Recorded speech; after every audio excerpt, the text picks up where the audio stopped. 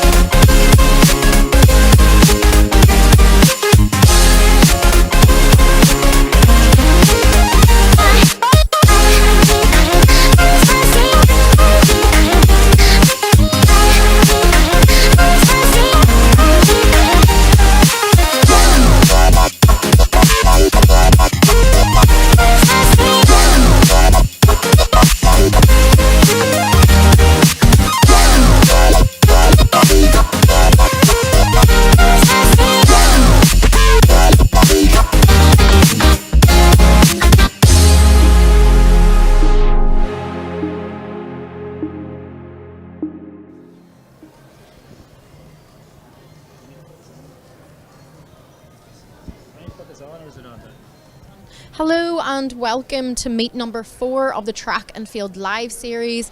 We're at the National Indoor Arena in Abbottstown, and the women are just lining up for the first heat of the 60 metres, where we're going to see Joan Healy of Leeville AC alongside Lara O'Connor, Michelle Metcalfe and Emily Lother of St Lawrence O'Toole. Joan Healy, of course, is quite close to that European indoor qualifying standard. We are going to see her later on in Series 2 of this meet as well, but she will be looking roughly for a 7:34 or a 7:24 for the A standard. And it's Joan Healy there, excellent start, absolutely tearing away from the rest of the field, looking incredibly strong, coming across the line there in 7:39 unofficially for a very convincing win in Heat 1 of the women's 60 metres. What did you think of that, Fintan? Yeah, well, there was no doubt who was going to win it. She was absolutely flew out of the start there. 7:39, not far off our PB actually. So yeah. Good start for her. It'll give her encouragement. She'll probably get now about 90 minutes and then back in for Series 2. Still a long way to try and get 7:24. But again, the B standard is 7:34, so within striking distance of that. So it's a good start. She'll be happy. Yeah, absolutely. PB for Joan there is 7:31, so the standard is not too far away. It'd be great to see her making that championship, and certainly she'll have another crack at that today in the second series later on in the timetable.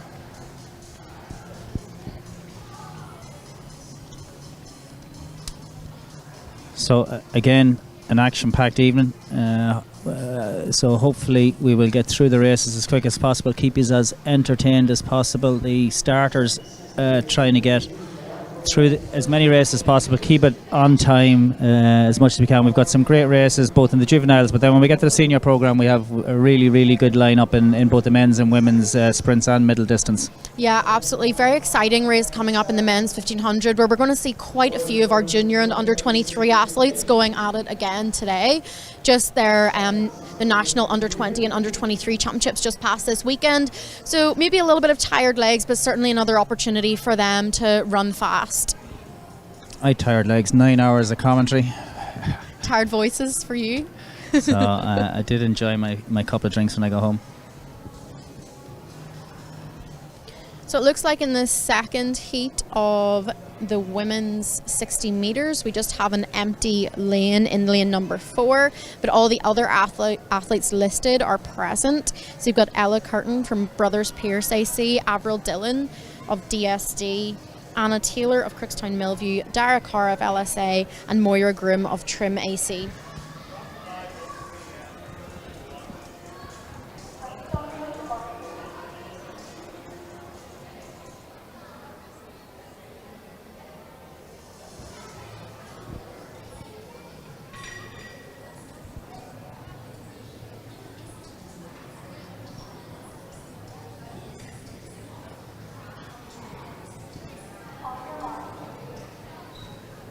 And our starter just calling the second heat of the women's 60 metres to their marks.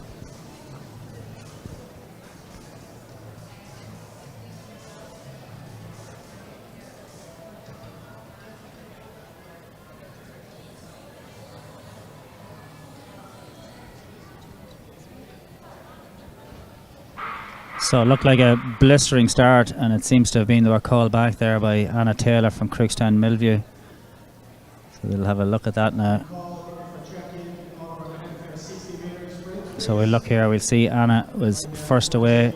It's whether she went before the gun, but it looks as though she did. She can even tell that herself. If she's an under 17 athlete, will she get more than one chance, or because of this is a senior field? He's coming across with the yellow card, so they'll just give her a warning here. Still, it's unnerving, but it's a good experience.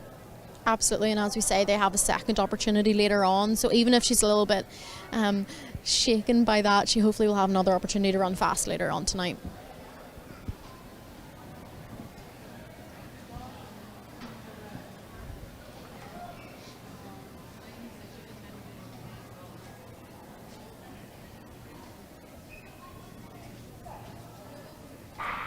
So we see it there again, and it was a good start there by Avril Dillon from Dundrum South Dublin in lane 5, and it is Avril who storms away with that 7.98. That looks like a good run for her, sub 8 seconds. Yeah, very tight finish there between Ella Curtin and our unfortunate slight false starter, Anna Taylor there. I wonder if maybe just not getting out quite as quickly from the blocks because of the fear of potentially getting disqualified. But yeah, excellent run there from Avril Dillon of DSD. Sub 8 seconds is always a great run, and I know that the girls sometimes have that in their minds that they definitely want to break tonight, and a very convincing win as well.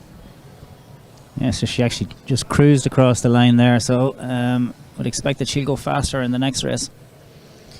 So moving on to Heat 3 of the women's 60 metres, looks like everyone is present and correct. We've got Sarah Murray of Fingalians, Sarah Leahy of Killarney Valley, Sarah McCarthy of Mid Sutton, Molly O'Reilly of DSD, Erin Tanahy of Corran, and Lucy Hannon of Crookstown Millview. Plenty of talent in this field, that's for sure. We've got Sarah Leahy, PB of 7:39. She had excellent years in 2021 and 2022, and national medals last year over 60 and 200 metres. So lots of talent in this field, and hopefully some fast times tonight. Yeah, Sarah McCarthy, who actually works for Athletics Ireland now in the finance and risk team in lane 5. Probably more known for her long jumping than and probably 200s as opposed to 60 metres. So hopefully she'll go well. And then Erin Tanney, who was a medalist in the under-23s last weekend, over 200. Yeah, I definitely think that the 60 metres and long jump is an excellent combination, but I do think sometimes Sarah's combo of 200 and long jump is a little bit unusual. Simply, you know, the run up in that long jump is very short, so hopefully she'll be in her element here and really be able to work on her speed for her long jump.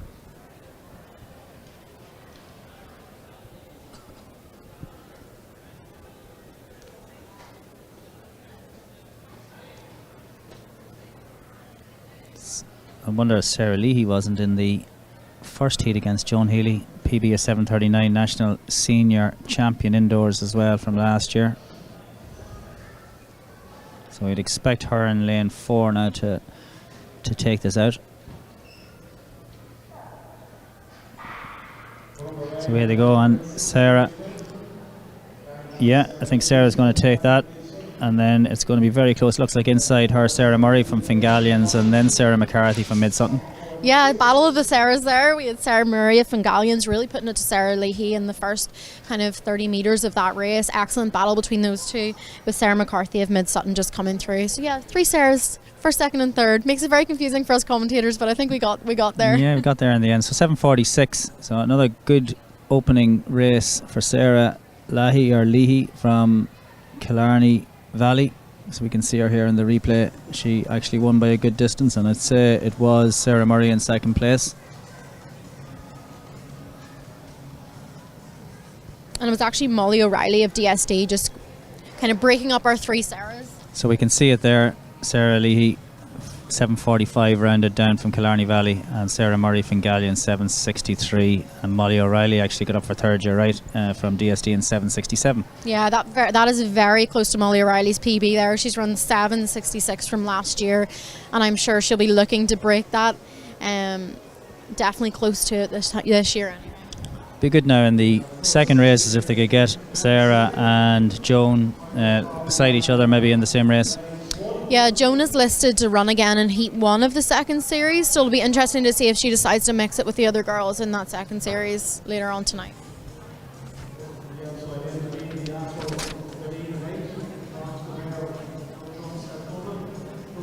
I think there's definitely something about some of our kind of classy athletes wanting to run against in the earlier heats. In lane 1 here, we've got Michael McCauley of Ballymena and Antrim, and certainly he could definitely be in that faster heat if he wanted to be, but I think he just wants to have a really nice relaxed run out today. He is coached by Adam McMullen and based in Ballymena and also Belfast, so I think he's looking to race 3 times tonight, 2 60s and a 4s. He's got a very busy schedule ahead, so it'll be interesting to see how he goes. He's got kind of around a 7 flat PB, so I would expect he could potentially be our leader in this race. Well, he's on his own in lane 1, nobody in lane 2. So Connor Story not competing in lane 2, but the rest of the lanes all occupied. So looks as though you're right, Katie. Michael McCauley on the inside, and then right out in lane 7 and 8, Lawrence Guevara and Lamine Diarasuba from Dunedin, 2nd and 3rd. So 7.20. Yeah, he definitely was not on his own there with the other two athletes on the outside. Actually following in quite close behind. I don't think he'll be overly happy with that. He told me he didn't want me to mention him at all, but unfortunately you can't remain anonymous whenever you're racing in public, can you? If you don't want to be mentioned, don't mention me. He said if we could pixelate him out, that would be great, but I said no, I don't think our camera crew could quite organise that in time. So we saw there he won by a couple of metres over Lamine Diarasuba from Dunedin. So lanes 1 and 8 taken 1st and 2nd. Yeah, our two young athletes on the outside, they're actually having very solid performances. It would have been really nice if maybe those faster athletes had been together to sort of see if they could push each other. But solid performances from our first 3 athletes.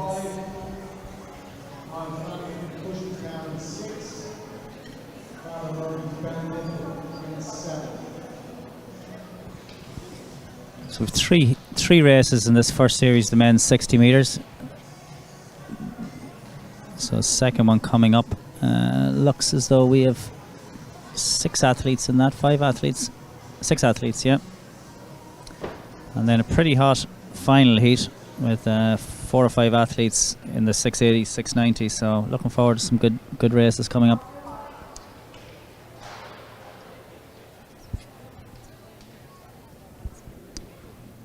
Is there someone there?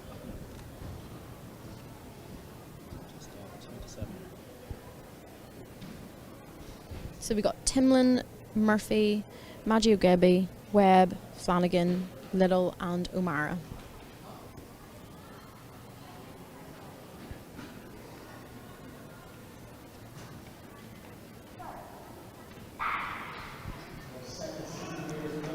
So it looks pretty close here at this stage, and maybe Adam Murphy just got up there, and Adam was a 200 metre athlete. He moved to 400 metres in the last couple of years, and obviously just trying to get some speed in the legs in this early season. 7.22. Yeah, great run there from Adam Murphy. Luke Timlin from Crusaders really following him very closely until the line. Eniola Majugabi from Leeville didn't have the best of starts. I'm not sure if we're going to see a replay there. Now, I feel like he really popped up really quickly, but really was chasing them down in the last 20 metres or so. So I wonder if maybe if he gets a better start, that he would be a bit closer to those guys. Yeah, Adam Murphy of Tinryland really pushing to the line there, just getting ahead of Luke Timlin of Crusaders. So we have the results there of the first race. As you can see, Michael McCauley rounded down to 7.18, and then Lamine Diarasuba from Dunedin 7.31, and then Lawrence Guevara from Dundrum South Dublin in 7.41. Yeah, it's going to be really interesting to see if in Series 2 our athletes can go a bit quicker.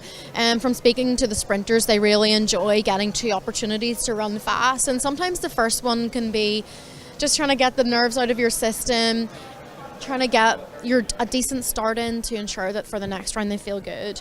I have a little bit of inside information for this third heat of the men's 60 metres. Tell us, Katie, tell us. Mark Smith says his only goal is that he wants to beat Stephen Gaffney. So I think there's a little bit of a friendly rivalry going on there. He also, when I asked him what his goals were for this evening, was that he wanted to beat Gaffney and he wanted to have fun. And I think that even for our kind of high-performing athletes here at this meet, the goal is still to have fun and enjoy the sport. So I think that that's great to see. Yeah, one's a national indoor champion and one's a national outdoor champion. Both of them probably Mark more a 200 metre athlete, and Stephen probably a classic 100 metre athlete. So my money is probably on Stephen if it's over 60.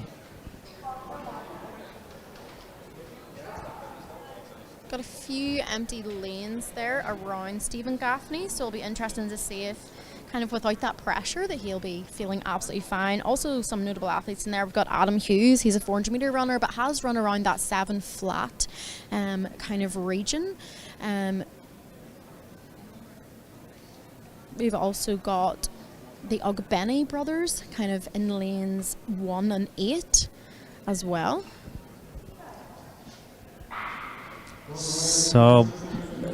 two of them away. It looks like Mark Smith at the moment. So Mark Smith wins that pretty easily in 6:81.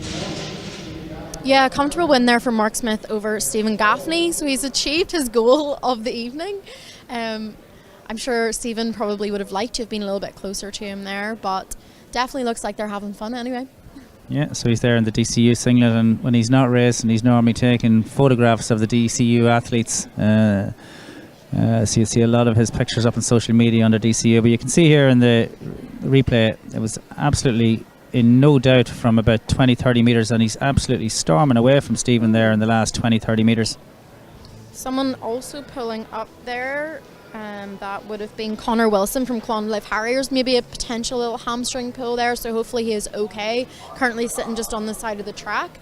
But a great run from Mark Smith there, and of course, yes, always out. I'm sure he'll be out later with the camera getting plenty of good footage of our athletes. So here in lane 5, I'm going to give a special mention to Caitlin Woods here from Dundalk St Gerard's, only 9 years of age, Leinster champion, Louth champion. She's putting it right up and right on the inside there against Zara Atkinson from Clonlive Harrier. So the two of them very, very close there. So I was chatting to Caitlin's dad last night, very excited about coming along tonight and competing in the same venue as a lot of our big senior athletes. Absolutely loves it, and I coach a few kids in Dunleer, and we train locally around Dundalk, and the Dundalk St Gerard's crew is probably 50 or 60 kids training in our little area. So it's great to see, and there's 3 of them in that race. Yeah, from looking at some of the start lists tonight, there was excellent representation from Dundalk St Gerard's, Monaghan Phoenix and Clongriffin, and these first two heats of the girls under 12 60 metres is pretty much just those 3 clubs, with a few others kind of woven in between. So it's great to see the clubs supporting the 4th meet of the Track and Field Live event. So we'll probably get the official results soon, but I'd say Zara just got the better of Caitlin. But there we have Mark Smith rounded down to 6:80, Stephen Gaffney dipping under 7 seconds at 6:97, and then Kojima Ogbene from Titans AC in 7:26. Yeah, that's an excellent time for Mark there. Earlier on December he ran 6:88, so taking some chunks off that, which I'm sure he'll be delighted to see. So actually that was Daisy Leonard from Monaghan Phoenix, so it wasn't on our list there. Oh, she was on the lane 8, but they put her in an inside lane, so just getting the better of Caitlin by 100th of a second. So here we go into the second race in the girls under 12 60 metre sprint. And again, this looks like Charlotte Trimble from Dundalk St Gerard's out in lane 7, battling it out right in lane 4 there with Fia Boardman from Skerries AC in 9:45. Again, a very, very close finish with 100th of a second in the first race. That's going to be as close, I'd say. Yeah, excellent battle there from Fia Boardman of Skerries AC and Charlotte Trimble of Dundalk St Gerard's. Always good when the kids have good competition and they're starting to absorb that competitive spirit.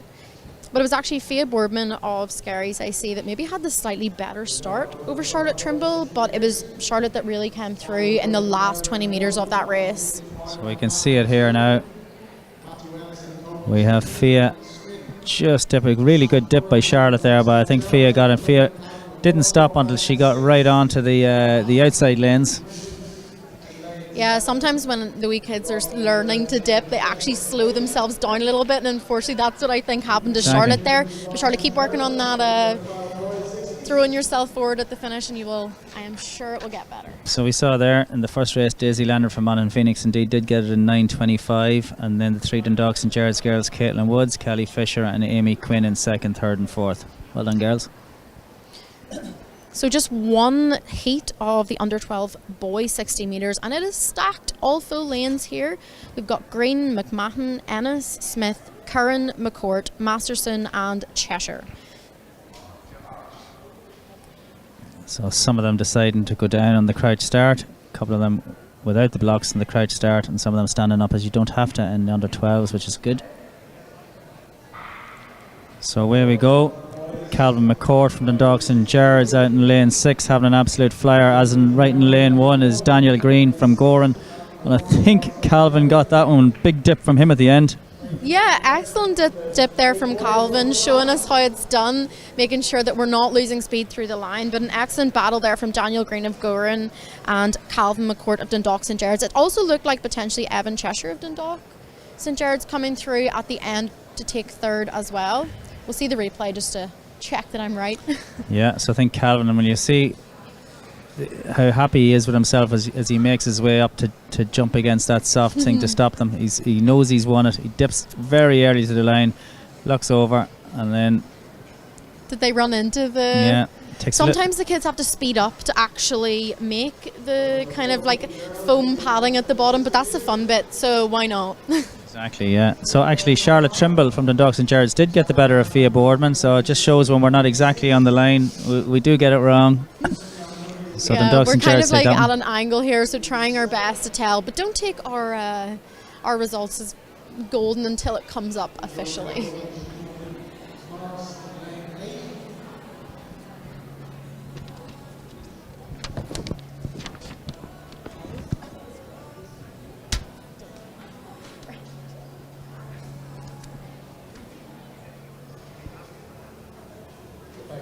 So moving to the girls under 14 now. It looks as though we only have from lanes 5 to lane 8.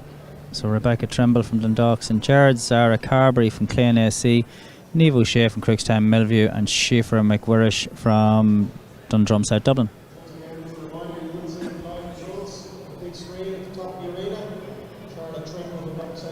So Calvin McCourt did get that in 8:58 from Daniel Green from Gore in 9:02, and then Evan Cheshire from the Dogs and Jards in 9:24. And no doubt I'll meet Evan's dad tomorrow when he's getting his coffee in Blackrock on his way into his physio surgery. He'll be talking about that race.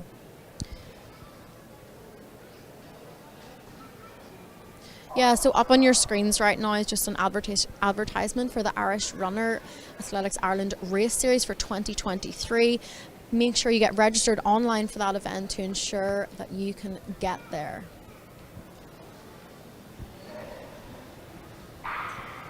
So here we go, the girls under 14, and it looks like Shifra McWhirish from Dundrum South Dublin, from inside her Niamh O'Shea from Crookstown Millview. I don't think that's a Crookstown Millview singlet there in lane 7, so I could be wrong. That could have been Zara Carberry. They might have just put them into different lanes. Yeah, because there was only 4 athletes in that event, they may have put them together. Can you see the number? So let's see it again here anyway, but no doubt that Shifra McWhirish took that one.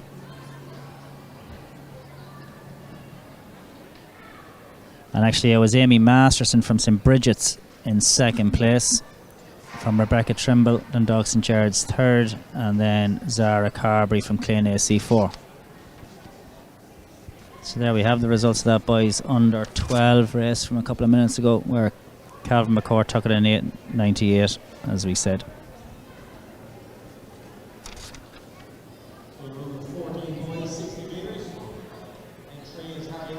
Two races in the boys under 14 60 metres. Looks like we've 4 athletes in the first one. In lane 3, Harry Atkinson, Metro St Bridget. In lane 4, Shea Curran, Dundalk St Jarlath's. Lane 5, Harry McCormick, Newbridge. And in lane 6, Charlie Birmingham from Lucan Harriers. Yeah, lots of returners here to the track and field live events. I think we've seen all of these boys perform here tonight again previously, so it's great to see them back. If I remember from some of the results last time, Harry Atkinson is certainly the one to be challenged here. Excellent start from Harry Atkinson of Metro St Bridget's, with Harry McCormick of Newbridge having a really great battle there with Charlie Birmingham of Lucan Harriers, but no doubt it is Harry Atkinson of Metro St Bridget's. Very fast, 8:66.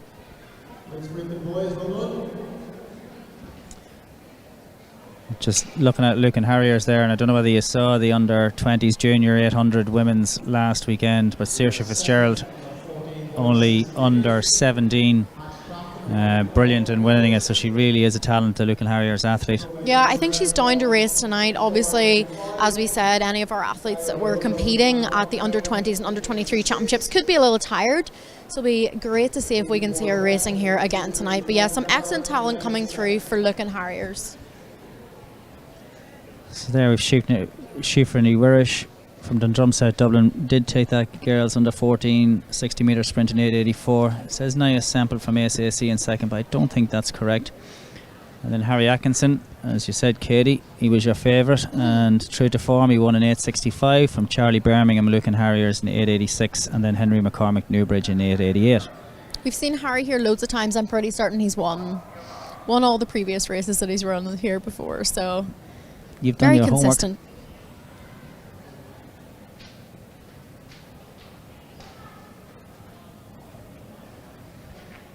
So you've got Crampton, Archibald, Uliajo and Gallagher here. We've got 3 Newbridge athletes against the Blackrock athlete, but it's Uliajo from Blackrock taking that one in 8:18. Very convincing win for him, followed by the 3 Newbridge AC athletes. So Fikayo Elajo from my village in Blackrock, absolutely storming away there. I'll be looking out for him going forward, but that was very impressive, real raw talent that looks like. So you can see, slow out of the blocks, doesn't have great technique yet, but the power just comes storming through here, and looks as though he's full of running at the finish. Good run then by Owen Gallagher from Newbridge in second, but that's very, very impressive by Fikayo Elajo. Yeah, once he got into his running, he really pulled away from the rest of the field. I think we forget how technical starts are sometimes. You know, these guys are still only under 14, they're still young. Plenty of time to develop those technical skills in athletics.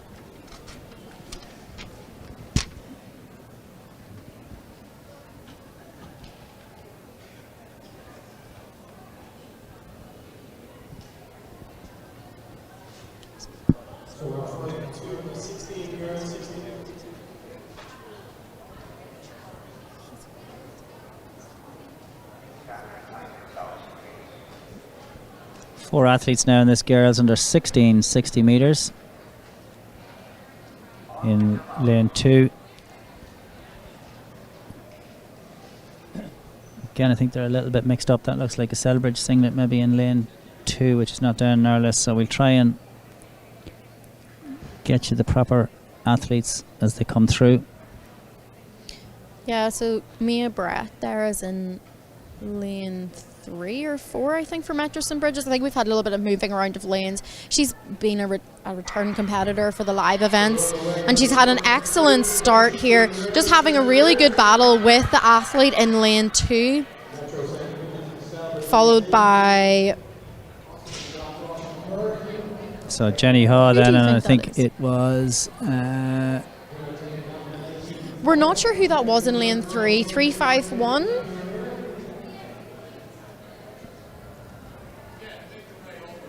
So we see her here, and he was no doubt who took that anyway, Lauren Atkinson.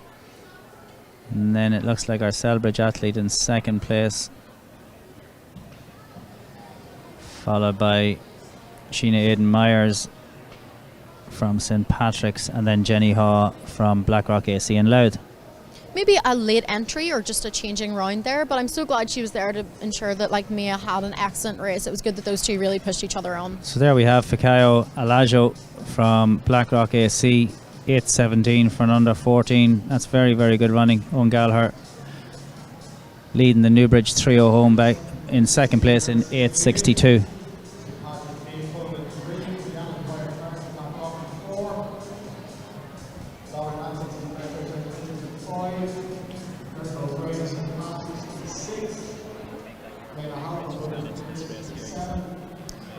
Okay, just to confirm, it was Ella Smith that was second in the race, so I'm glad we've been able to identify her from Selbridge. Congratulations to Ella, but it was Mia Brett taking that one in 8:52 ahead of Ella Smith, 8:69, Ellie Carrigan of St Patrick's AC in 8:91. As we move on to the final heat of the girls under 16 60 metres. Obviously the results team have an updated sheet than us. Yes. I wish we could maybe tap into their system so we can ensure we get them correct.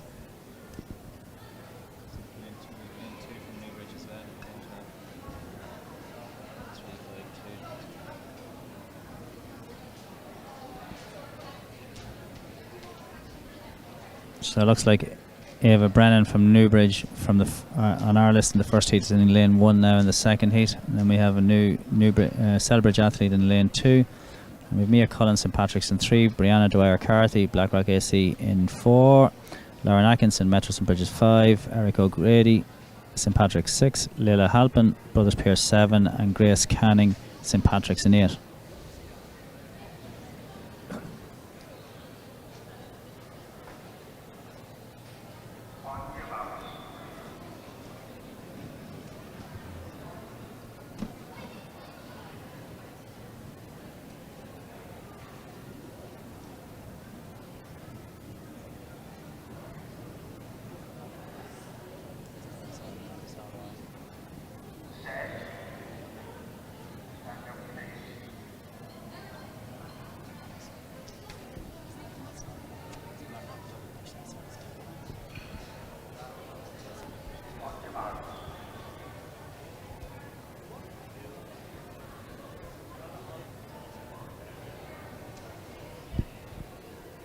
Second heat of the under 16 girls 60 meters, just getting into their blocks.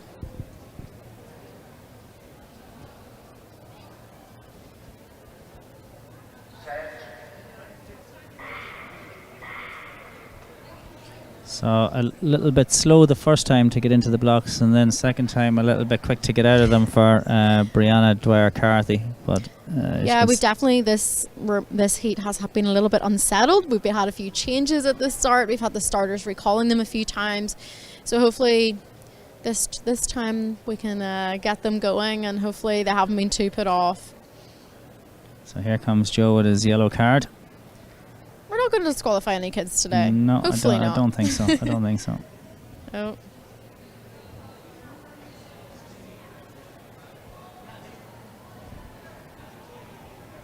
So it just adds a little bit of tension and nerves to the athletes, no matter if you're involved or not involved.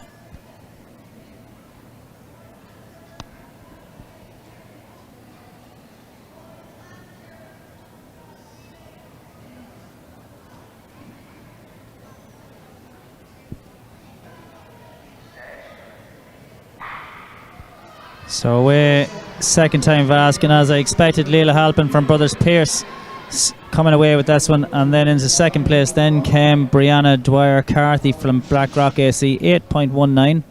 Yeah, coming in third there's a Selbridge athlete that we don't currently have a name for, but we'll try and get the results of that to you as soon as we can. But it was an excellent start there from Leah Halpin of Brothers Pierce AC. Brianna Dwyer-Carthy just really trying to get back on her in the last 20 metres. But I definitely think it was Leila Halpin of Brothers Pierce AC getting the supreme start over the field. Technically, that start was amazing. It was very good, very impressive for an under 16. And sometimes we see that maybe the athletes aren't as technically developed will really start to come through, and I think that's what we saw with Brianna Dwyer-Carthy in the last few metres there. Not quite able to get Leila Halpin today.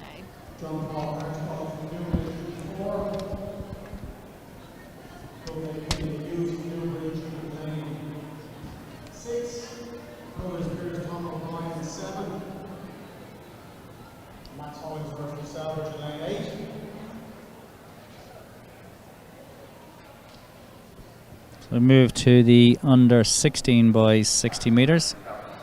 4 athletes. We've Jack Lawler from. We've actually a few more now into this one. We'd have so it's Crookston Milieu, Jack Lawler in lane 3, and in lane 4 we've John Paul Archibald from Newbridge. And then in lane 6 Killian Hughes, also Newbridge. Lane 7 Tom O'Brien from Brothers Pierce, and then it looks like another Selbridge athlete in lane 8.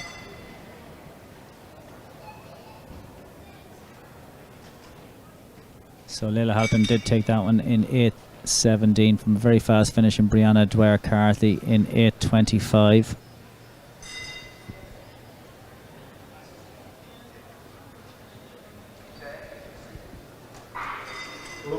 Excellent start there from John Paul Archibald of Newbridge AC, but it's Jack Lawler and Tom O'Brien really coming through in the last 10 metres there. So it looks like Tom O'Brien got up for that to take it in 7.50.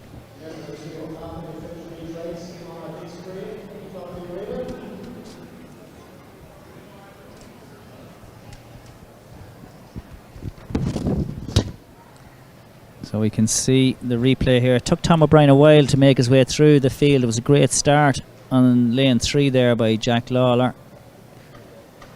but Tom cruised through in the end and was comfortable enough, I think, at the finish.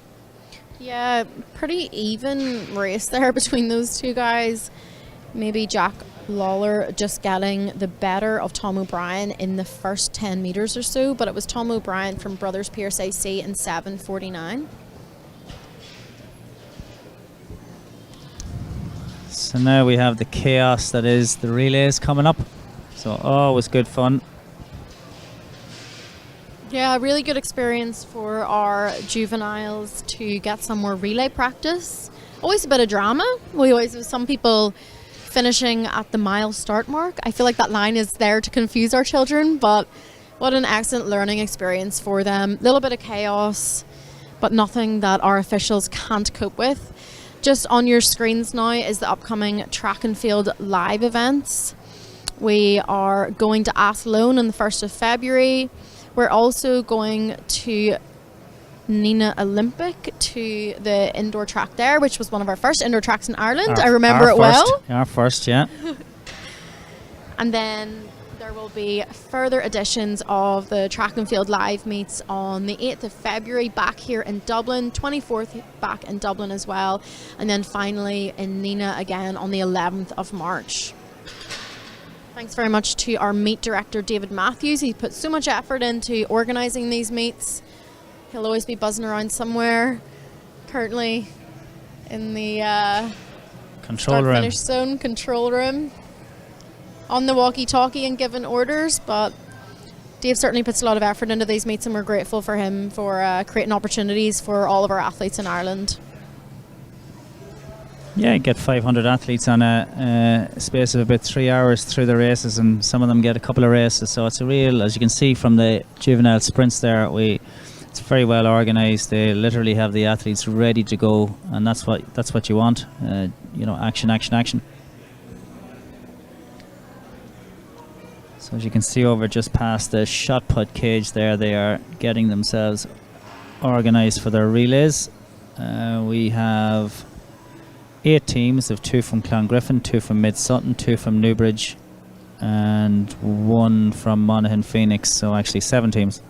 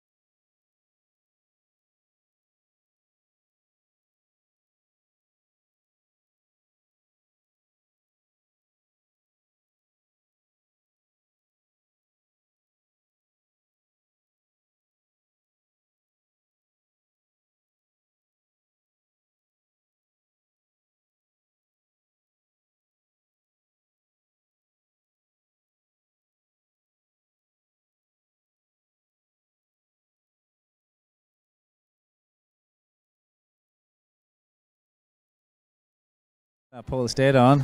Well, it did. Quite impressive. We're going to see the replay of that so we can get a better look, but just watch the pole, or watch the bar, sorry. Yeah, she gave it a good clip, but it stayed up. So first time clearance at 2:40 for Sarah Durham of Lusk AC. So it looks like in the relays they're going to really test us here with all the greens. Clongriffin, Newbridge and Monaghan Phoenix. Yay! All with the green singlets. So Katie, I hope you get this one right. Yeah, we always have to kind of for the relays, it definitely helps knowing the vests and the colours, especially for the kids. So this is going to be a massive challenge, but we will try our best. So it's Clongriffin I can see in 2, and then it looks like Clongriffin actually in 3 as well, and Monaghan Phoenix in 4. And then out in 5, I'm going to take a guess that that's Newbridge. And in 6, so 5 and 6 we've got Newbridge. Once they break, it's going to be a good test of the eyesight. Well, I might let you comment on all this, and I'll count your mistakes. If you knew what my prescription is for my eyes, you maybe would not be saying that.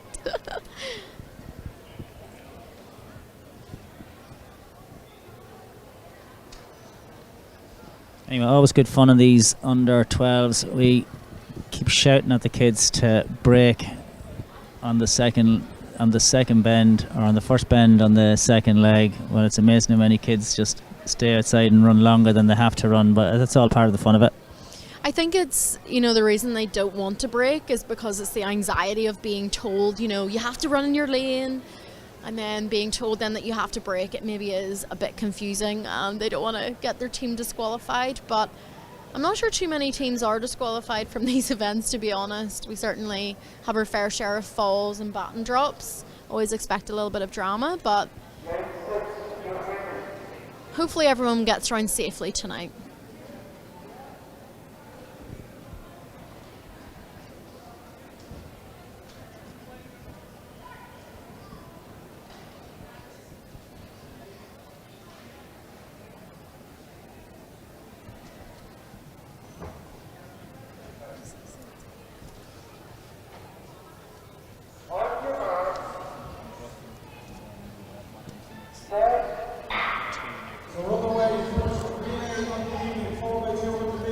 So it won't be until they go around at that stage in the next lap where we'll know exactly who is in the lead. So the stagger, well, it means a lot. It doesn't mean a huge amount when they come up to pass over the batons, but it does look on the outside as if it is Newbridge. It's a mixed team from Newbridge, and then it looks like Monaghan Phoenix probably in lane 4 are the leaders. Yeah, it looks like Monaghan Phoenix are going to change over the baton here in first position. So we have some Monaghan Phoenix athletes that are wearing t-shirts, not vests, which maybe makes it a bit harder to distinguish. But it's the athlete from one of the Clongriffin teams that is really coming up here on our Monaghan Phoenix athlete. Yeah, and she's been given the inside. That's very, very kind, and she's continued to push on.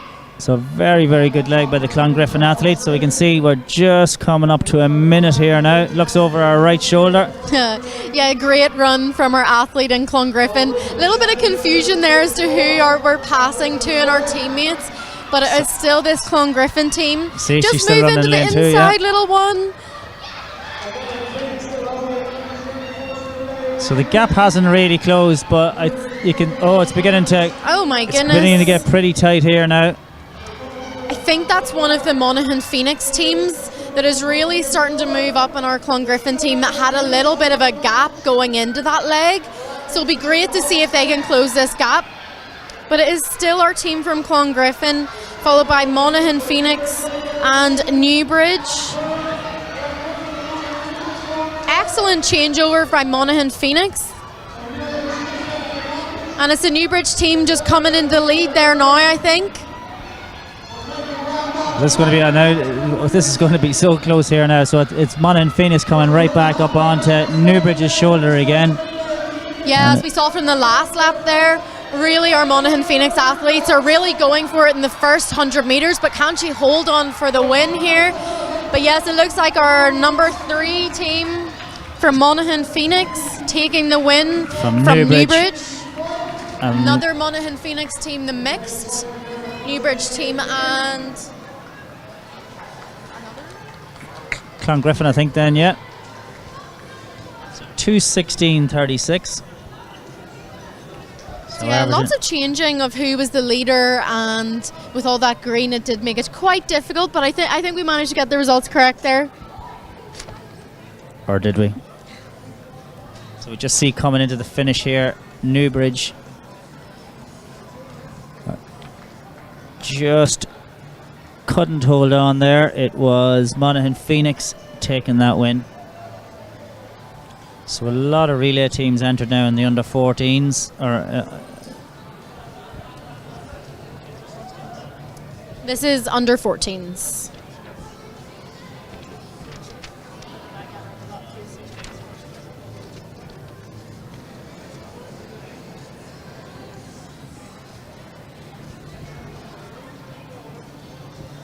So it looks like we have all 6 lanes in the girls under 14.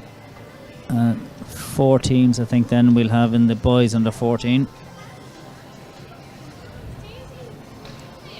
So that's the Suncroft AC team we see. And Clongriffin in lane 5 and Selbridge in lane 6. So that's Clane in lane 1, Metro St Bridget in 2 and 3, Suncroft in 4.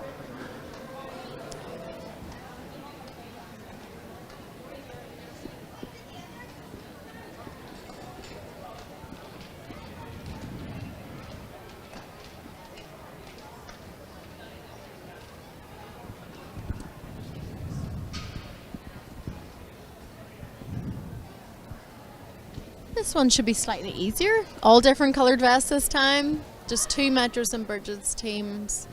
But should be a bit easier for us this time, Fintan. Hopefully, yeah.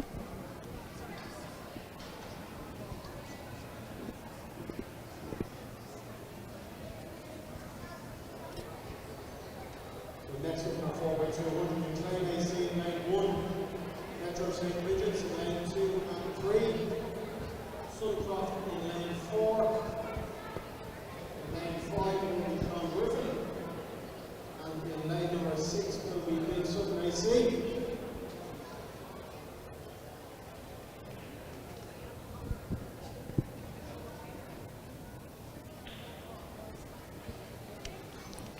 So just again, Clane in 1, Metro St Bridget's 2 and 3. In 4, Clongriffin in 4, Suncroft in lane 5, Clongriffin, and in lane 6, Mid Sutton.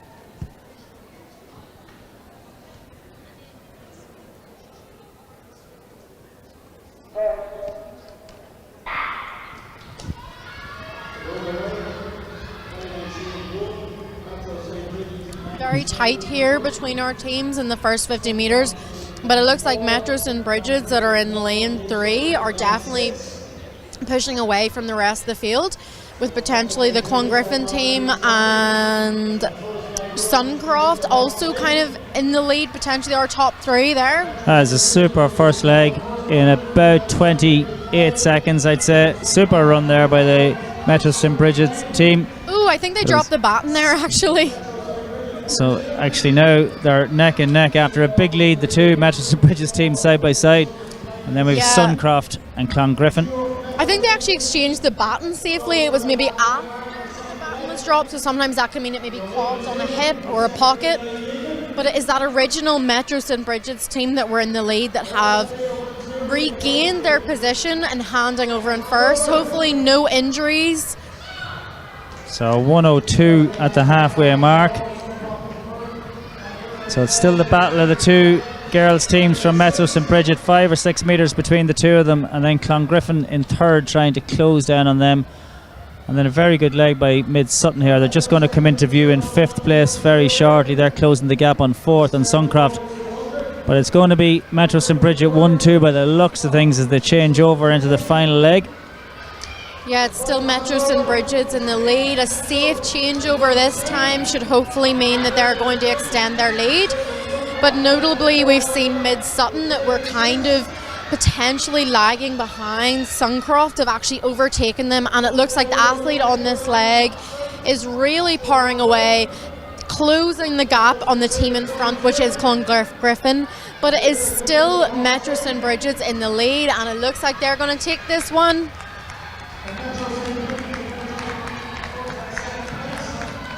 So good last leg there, about 29 seconds to get it in 2:02:03. So Metro St. Bridget 1-2 there. And then here comes the Clane team.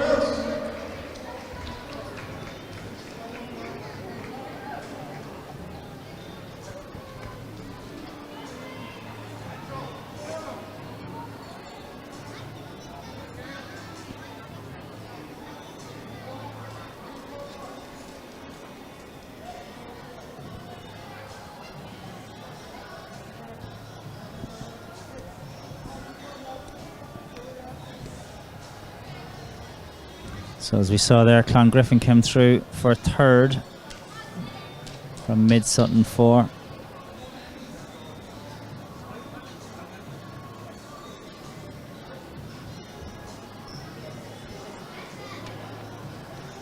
Next up on the track is the under 14 boys, 4x200 metres.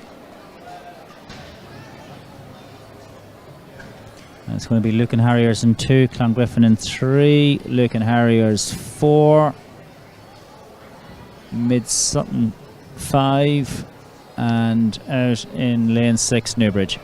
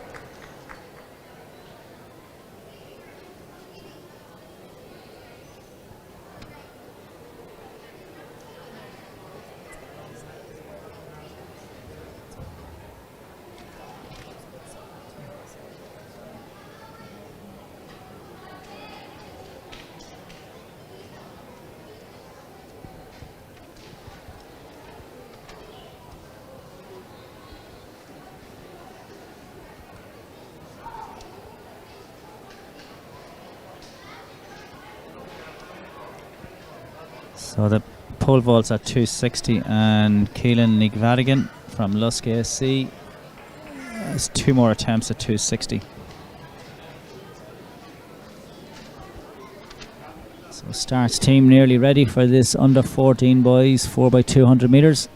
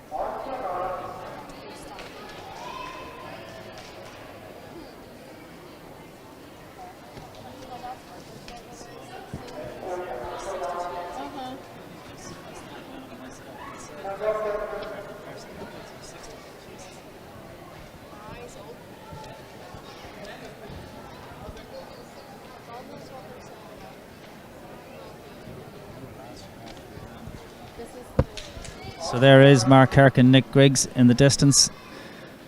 So the master and the pupil.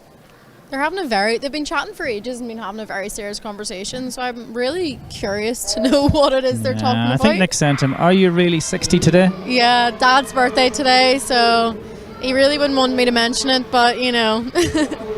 So I will. So good start there by Mid Sutton in lane 5. So it looks like Mid Sutton and Newbridge on the outside are the two clear leaders here. Yeah, excellent battle here between Newbridge and Mid Sutton. Always good on the outside whenever we've got two fast athletes that can push each other on. But it looked like Newbridge AC handing over in first position, followed by Mid Sutton, and then a little battle going on between one of the Lucan Harriers teams and Clongriffin. So good first 100 metres for the Newbridge athlete there. He took that on pretty aggressively. The Mid Sutton athlete cruised into that first 100. Now he's starting to kick, but the Newbridge athlete, big lead here as he hands over now into the third leg, finds his man out in the third changeover. Yeah, excellent lead, even for being further pushed on by our Newbridge athlete. Now look at the Mid Sutton athlete here. He's got lovely style. He's absolutely motoring down that back straight. Beautiful style. I wonder if he can maintain it. Sometimes our young ones, they go out really hard, but he is catching Newbridge hand over fist in the last 20 metres. Can he maintain it? Well, he has certainly shortened that gap between Mid Sutton and Newbridge, so it will be an exciting last leg. So it looks like we're going to be well sub 2 minutes here. So it's Newbridge on the inside and then Mid Sutton have taken it on. This is another very and we had a bit of a clash there. Now the Newbridge athlete has responded pretty well to it, but now Mid Sutton start to pull away again. They're going to be about 156, 157 here. So Mid Sutton take that from Newbridge, and then Clongriffin in third from the two Lucan's Harrier teams. Yeah, excellent finish there from Mid Sutton. At the beginning it was definitely Newbridge that was dominating, but they certainly pulled it off thanks to their third leg runner. He really made up that gap, and the final athlete just brought it home for them.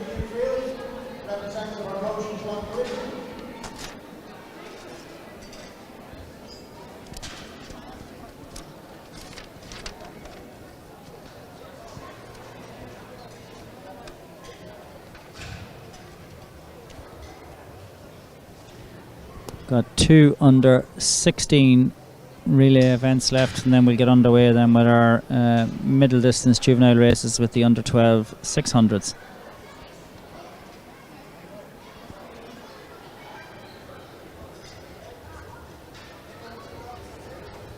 These under 16 relays are due to go off at 7:10, so we are currently ahead of schedule.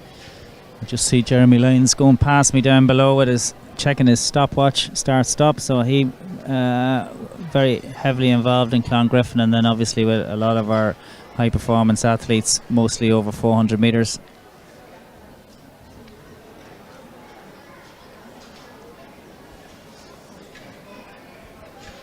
And then Darren McGranigan from Finn Valley goes past behind me as well, and if you look on his social media, the training they had up in Finn Valley last night, it was a 60-metre race rolling the snow. Yeah, very snowy in the north of Ireland over the past couple of days. Thankfully, none on the roads, so hopefully no travel affected for anyone, but yeah, a little bit warmer down in Dublin than it is in the north at the moment, I'll say that.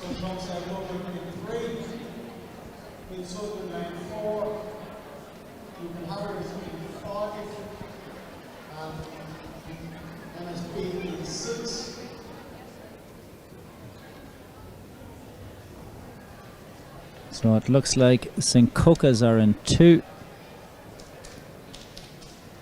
Dundrum South Dublin are in 3.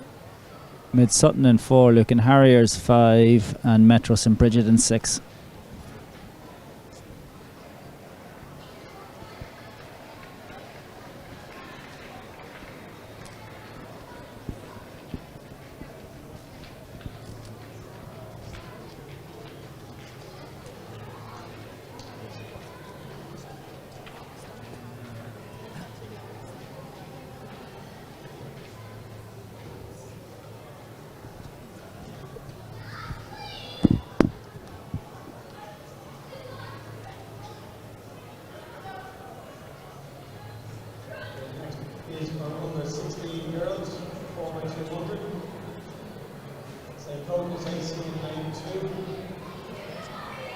from South Dublin in 3. Meet Sutton 4, Ruth Harrington 5, and Emma in lane 6.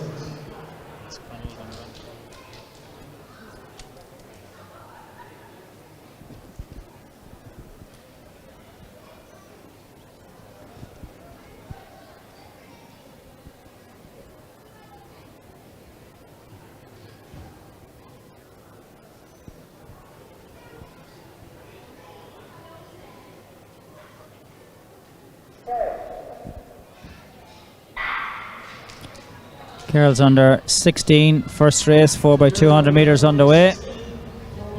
And it looks like Metro St Bridget's, maybe then from Dundrumset, Dublin, and then Brothers Pierce, I would say. Yeah, Metro St Bridget's just really pulling away from the rest of the field in the first 150.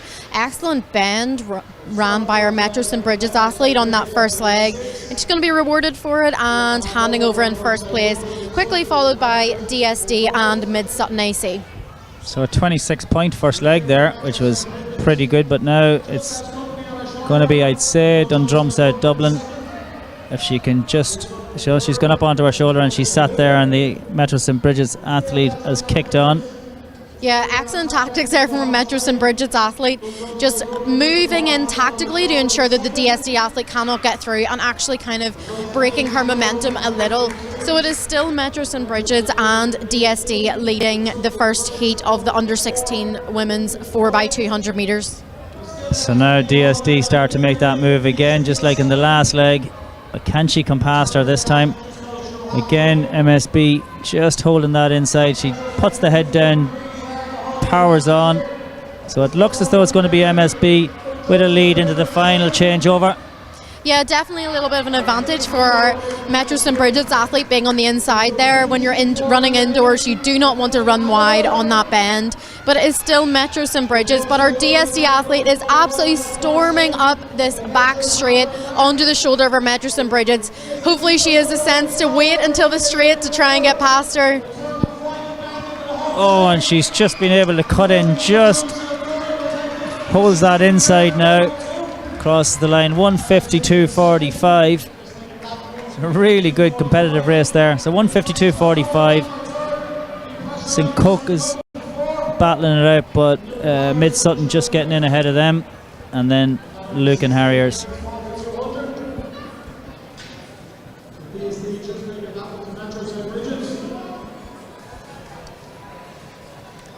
So another under 16 girls race to go now. So that race is 152.45. So that's what the girls know they have to beat.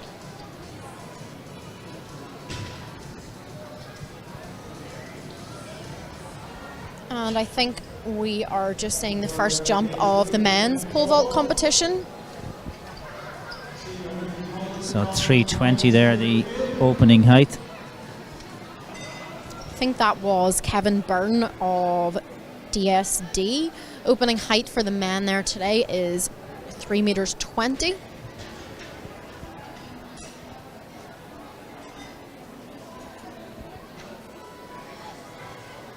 Two more attempts for Kevin. Adam McNally then from Lusk AC will be up next.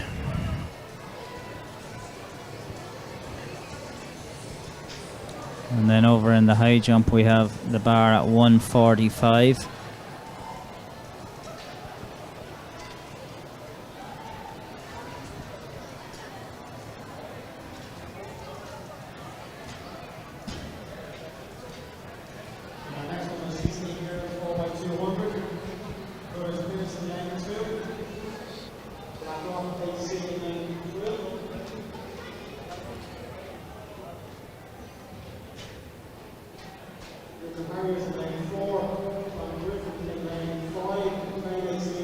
Just seeing Adam McNally of Lusk AC clearing 320 on his first attempt.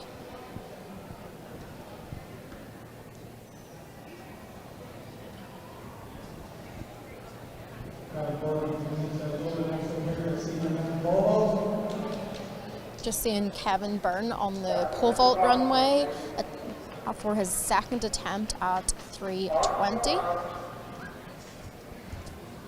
And we move back, so we just probably he won't get his jump in before these girls get underway in their second race in the under 16 4x200 metres. In lane 2 we've got Brothers Pierce, I see. Lane 3 Blackrock, 4 Lucan, 5 St Patrick's and 6 Clane.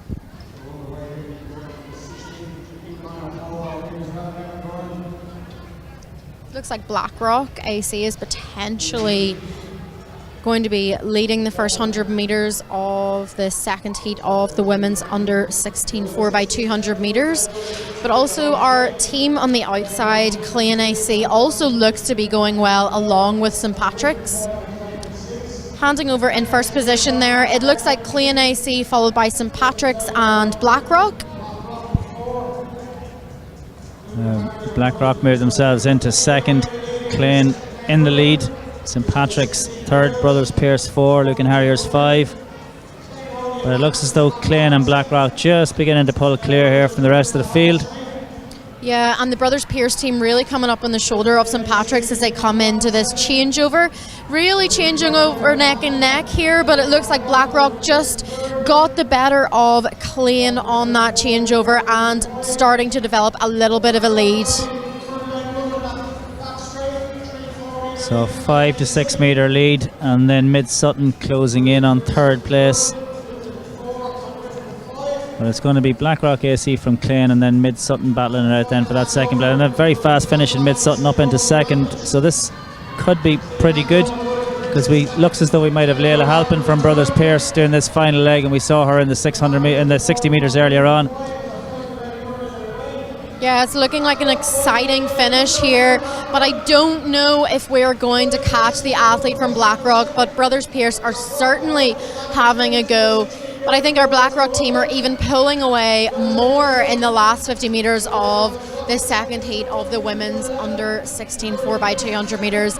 So it's Blackrock followed by Brothers Pierce, and coming through the line now is our early leaders Clane AC and Lucan Harriers. So we saw the difference there between the 60 and the 200s. That was Leila Halpin and Brianna Dwyer-Carthy there over 200, and we saw Brianna really get into it over 200.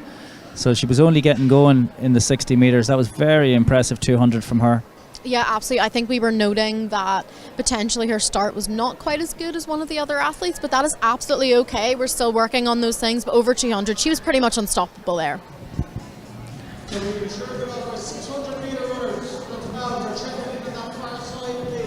One more relay, it looks like. The boys under 16 and then the under 12 girls have been called for their 600 metres.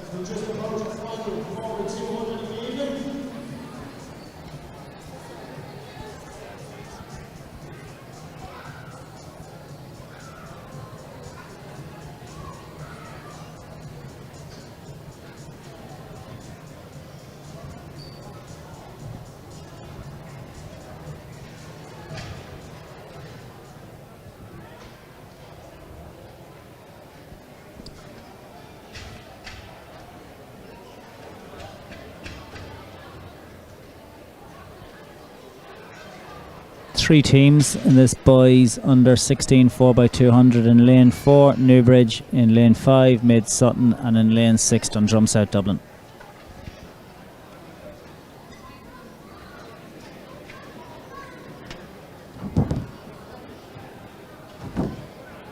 Three teams here.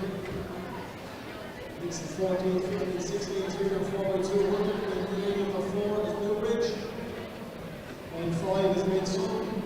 Lane 6 is Dundrum South Dublin. So get together in 600 metres with the champion G on the far side of our arena.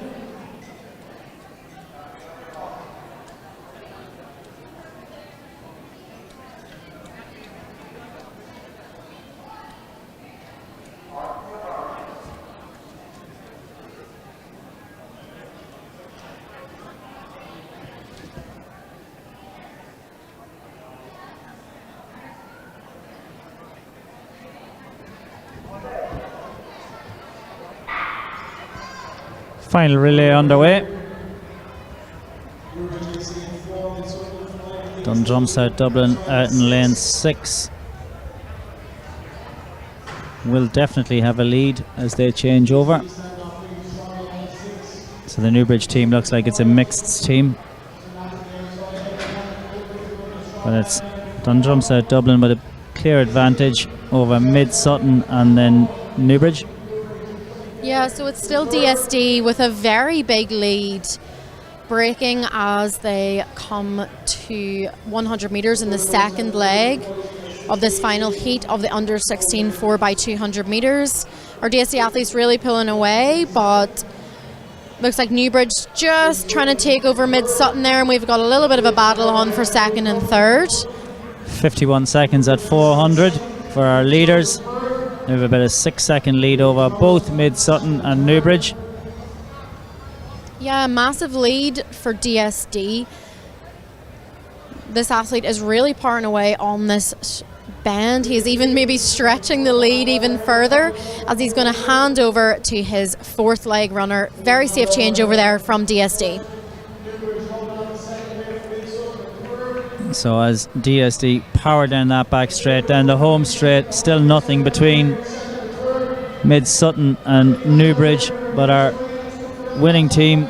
He's got fantastic knee lift, this athlete from DSD, really technically sound for such a young sprinter, and he is really moving away. I think we maybe saw him in action in the first heat of the men's 60 metres, where he was actually quite close to Ballymena and Antrim's Michael McCauley. So there he is, getting another win for his team tonight in the 4x200 metre relay. And then we saw the Mid Sutton athlete just cruise around that top bend and then power away up the home straight to take second for Mid Sutton, third for Newbridge.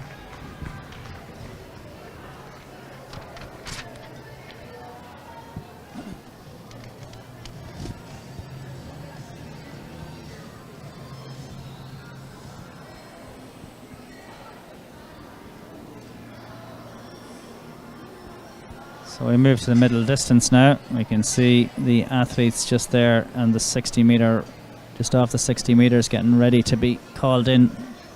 We've 13 girls in the 600, so we'll see if they're all there, whether they'll put them in the same race or break them into two. I would imagine they might put them into two races. We have 13 athletes listed, so we will see.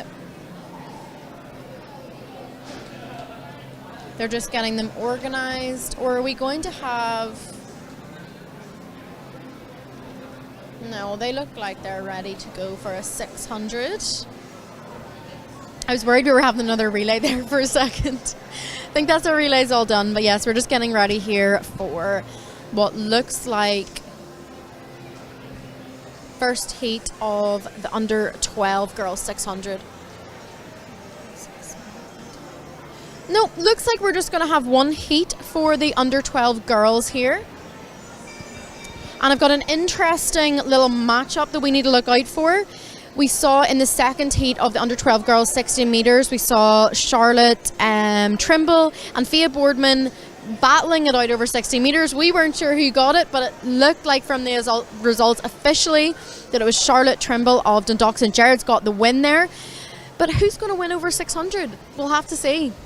Yeah, and then we had Caitlin Woods from the first heat, who was right up there as well from Dundalk St Gerard's. So we have listed 6 girls from Dundalk St Gerard's. We've a couple of Monaghan Phoenix athletes. Skerries have a couple as well. Newbridge.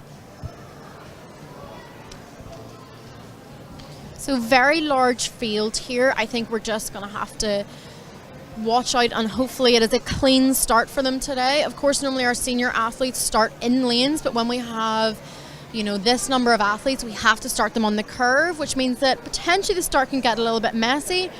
Hopefully no fallers and everything goes off smoothly. Yeah, so we had our first and second in both 60 metres earlier on, are both in this race. Daisy Leonard from Monaghan Phoenix, Charlotte Trimble, Caitlin Woods, both from Dundalk St Gerard's, and then Fia Boardman from Skerries. So let's see, can they turn 60 into 600? A lot of the athletes at this age can do both very successfully. Yeah, of course our kids don't quite have that muscular development yet at this age, so to be honest, the pace for a 60 metres versus 600 is not that different. Of course it is slightly different, but whenever they don't quite have that lactic development, it's not the difference in pace is not massive. So it means that they can come here and do both, and it's just excellent for their athletics development. Yeah, they go off hard and they try and hang on. So while that was just getting ready for that, we saw Kevin Byrne at the start. So Kevin Byrne, third failure at 3:40, so that's him out of the pole vault competition. So it looks like one of our athletes from Dundalk. Fintan, do you know who that is at the front there? Can you?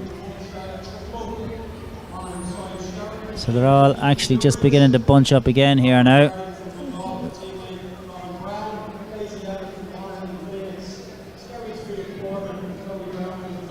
So it's Daisy Leonard, I think, coming up there. Jane Keeney from Newbridge just moving round the outside of Caitlin Woods from Dundalk St Gerard's. So Caitlin held on to the inside there. Yeah, excellent tactical move. So the pace has slowed down, but the field is well strung out. So I think we're going to see a lot of movement now through this field, people coming through. But at the minute, it's still Caitlin Woods. So they were about 63, 64 seconds through the halfway mark. So probably around 2:10, 2:12, I'd say the pace will slow up. But it's still Caitlin Woods from the Dundalk St Gerard's, but they're all coming up ominously in behind. And then it's Aisling Hegarty from Skerries in second place to start the kick, but Caitlin Woods has responded pretty well there. So it's Caitlin Woods and Aisling Hegarty. Robin Garland of Dundalk St Gerard's also making a little move there at the bell, but it's still Caitlin Woods from Dundalk St Gerard's with a very convincing lead over Aisling Hegarty of Skerries AC. So coming around that top end, it's Caitlin Woods has enough, but now Aisling Hegarty is coming under pressure in second place, as we can see here. So no doubt he's going to take this. Caitlin Woods, been a fine evening for her. And then a very strong finish then in second place for Daisy Leonard from Monaghan Phoenix. Very tight finish on the line between Robin Brown of Dundalk St Gerard's and Aisling Hegarty for third place. Some bodies on the track. So that time at 2 minutes, 0.95, I don't think that can be correct because we're about 64 seconds through 300, and I don't think it was a negative split. And then just coming across the line there is Sive Sheridan from Monaghan Phoenix.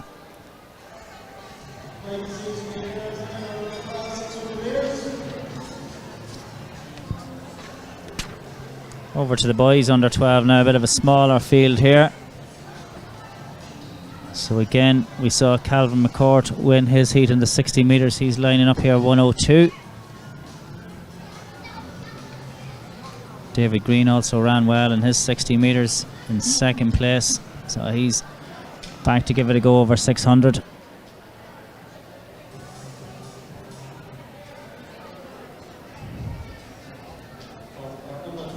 So a lot of these athletes getting ready now in the next month or so for their provincial juvenile championships coming up. It's not often they get a chance to run indoors, so they're taking every opportunity they can.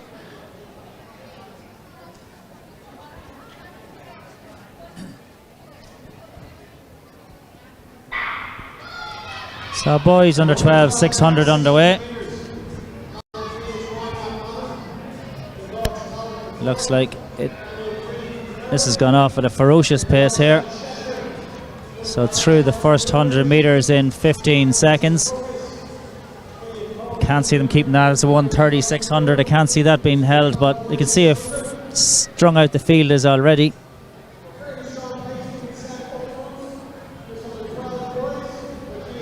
So it looks like Killian Coleman from Limerick AC. The long journey up for him.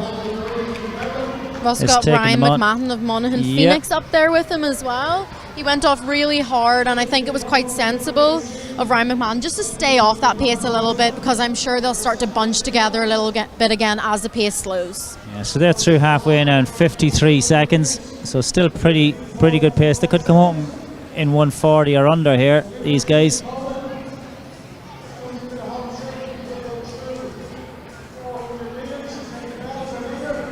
So come up now, and it's Killian Coleman now coming under pressure. Well run by Ryan McMahon as he paced this to perfection. Goran's Daniel Green then in third place. But he hasn't been able to break away. He took it on there with a lap to go, Ryan McMahon, but Killian Coleman has responded and he's gone back at him again. And Killian Coleman takes the lead again. That's a really good response, but here comes, this isn't over yet. Ryan McMahon trying to come back at him. So he moves wide, kicks for home. Who's going to get this one? Look at Ryan McMahon, the determination on his face. I think it just did enough to get up. I honestly cannot part those two, to be honest. I think we're going to have to wait until the official results, but what a gutsy effort from Ryan McMahon from Monaghan Phoenix. He really took it back on at the bell and fortunately was rewarded by coming through again. Calvin McCourt of Dundalk St Gerard's coming through very strongly there in the last 50.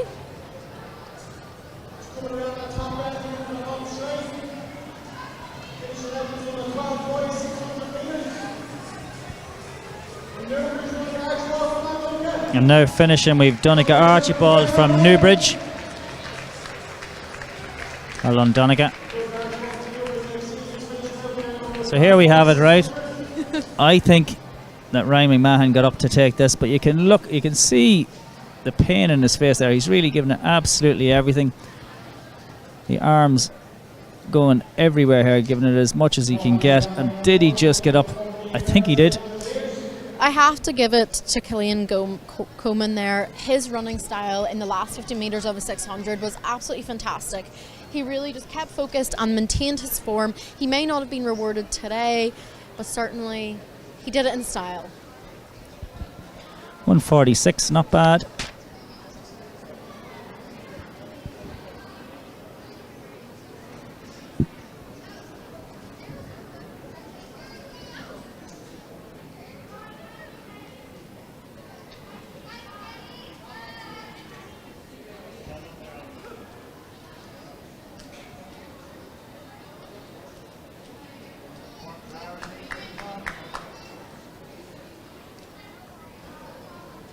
So we move now to the under 14 girls, 800 metres.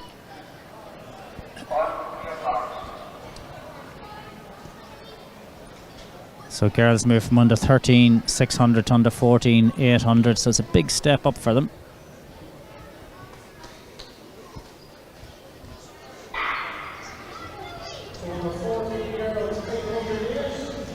So they'll break down the back straight this time. Great start there from Ella Ferry from Dunboyne AC, along with Mid-Sutton athlete Beth Reamsbottom. So well bunched together here. And that, yeah, Beth Reamsbottom, is that her in the lead? Or is it Tara Rose Smith? We'll tell you now, but they're all pretty bunched together anyway. So it's Tara Rose Smith leading them out from... Very bunched that first 200 metres. I'm not sure if anyone really wants to take it. No, but it's Mid-Sutton 1-2. So it's Tara Reamsbottom and Tara Rose Smith. And then just coming up around the outside there from the Dundalk St Gerard's, we have Rebecca Trimble, I think it is. Yeah, it always makes me a little bit nervous when they're quite bunched like this.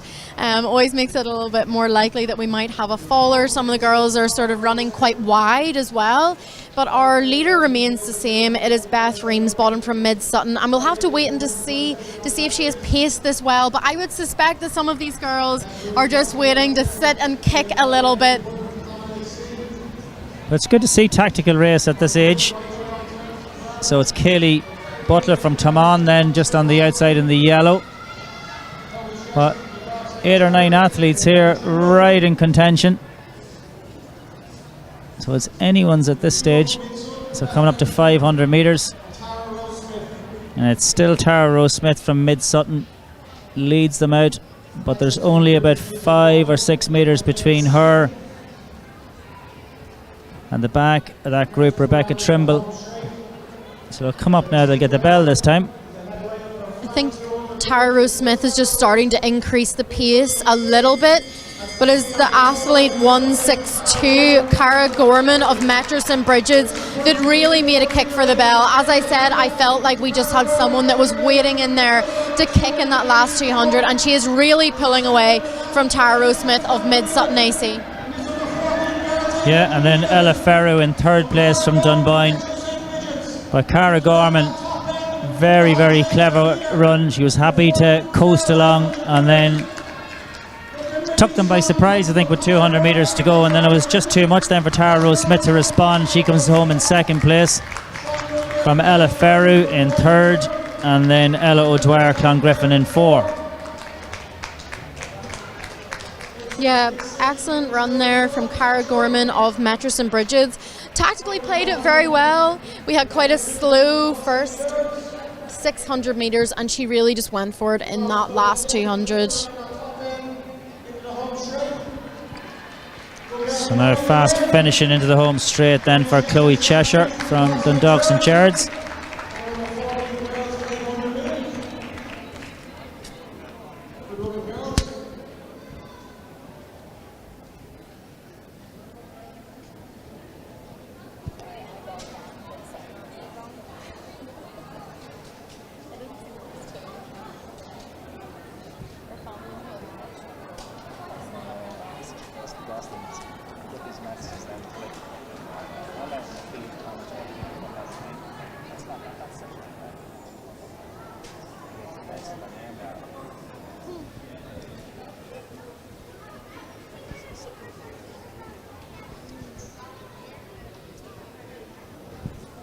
So we move to the boys under 14 800 metres.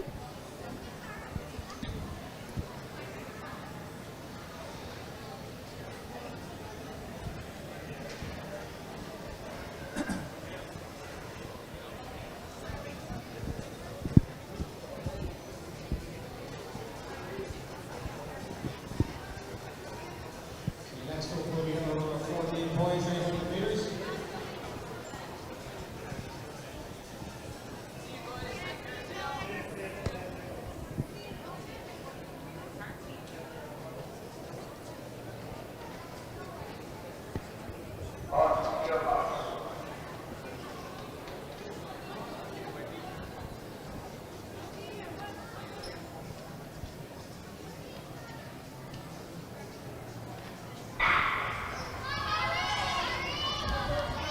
So off we go, boys, under 14 800 metres, and Clane's Owen Doolan gone off fast on the outside, and then right on the inside it looks like it could be Robert Gleeson from Newbridge. So I think it's Robert Gleeson from Newbridge leads out Owen Doolan. Yeah, a little bit of a trip there at 100 metres between the athlete from Clane, Owen Doolan, and it was Adam Noon from Temple Oak. They just gave him a little clip there, but they're safely through the first 200 metres.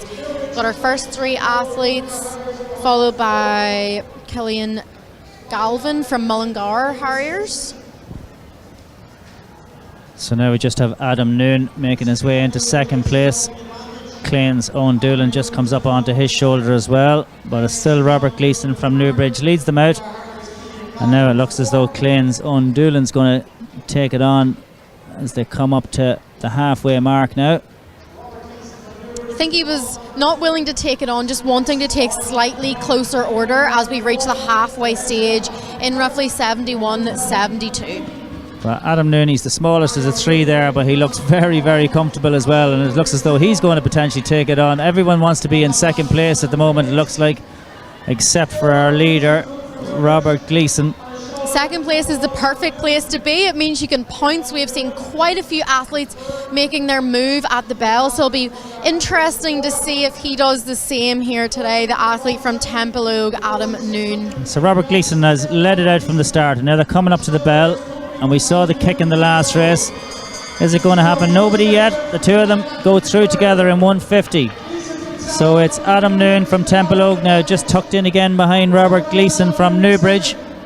And yeah, he didn't quite make the jump that I was expecting, but he's still just sitting there. But it looks like the athlete from Newbridge, Robert Gleeson, is maybe slightly pulling away from him as we move in the last 100 metres. Yeah, so he's led from the gun, and now he begins to extend it again. I think Adam had his chance at one stage. He should have maybe kicked on when he could, but it looks as though Robert Gleason always had enough in the tank to take that one, and he takes it in 2:24.78. Coming in third place there is Owen Doolan from Clean AC, and in fourth place it is Killian Galvin from Mullingar Harriers AC.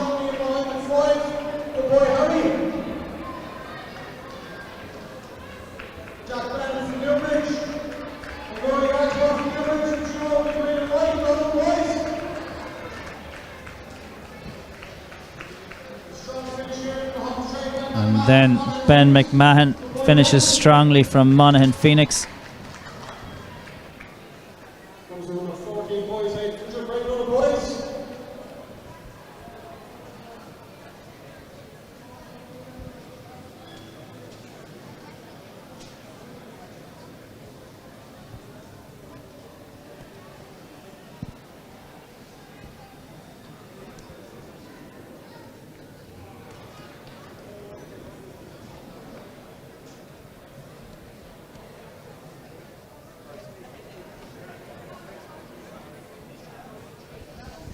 So all athletes present and correct in this under 16 girls 800 metres. Got Keeney, Conway, Morgan, McCaig, Gallagher, O'Reilly, Brennan and O'Farrell.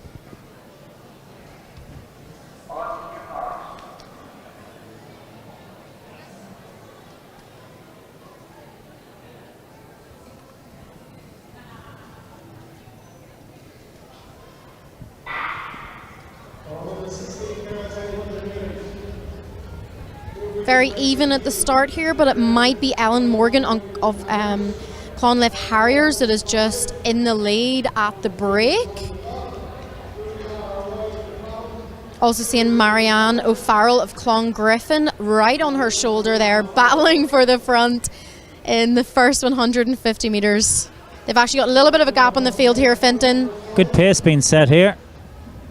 So Ellen Morgan showed her intent. They're going to go through in about 34 seconds.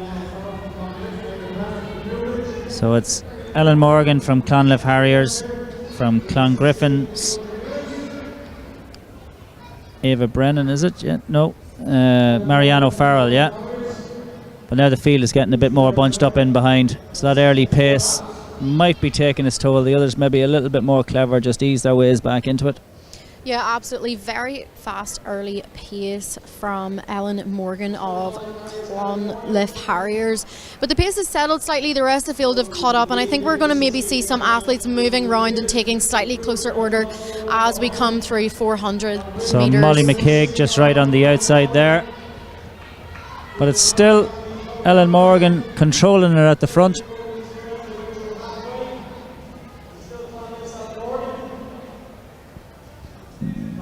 So go down that back straight for the penultimate time. And the field's still pretty closely bunched. 300 to go. Are we going to see a new leader here? I'm not sure, but we've still got three athletes having a slightly bigger gap on the field, and maybe we're going to go three abreast as we come into. So now, yeah, Molly McCaig, she came up into that position in the last lap, but she didn't take it on, and she didn't really go for it there, and we can see that Ella Morgan has responded again. And now she's beginning to pull clear. This is pretty impressive here. They've tried several times, and she's responded very well each time. So Ellen Morgan, 100 metres to go, 5 metre lead. Just going into second, there's Marianne O'Farrell of Clongriffin AC. But Ellen Morgan has had a very dominant display here in this under 16 girls 800 metres, and she certainly deserves the win as she is driving towards the line. But a very interesting battle going on for second here, and it looks like it's going to be Marianne O'Farrell of Clongriffin just ahead of Molly McCaig of Monaghan Phoenix. So pretty dominant at the front, totally controlled that, and then with 200 metres to go, when they came up onto her shoulder, she absolutely ran away from them. Ellen Morgan from Clonliffe Harriers.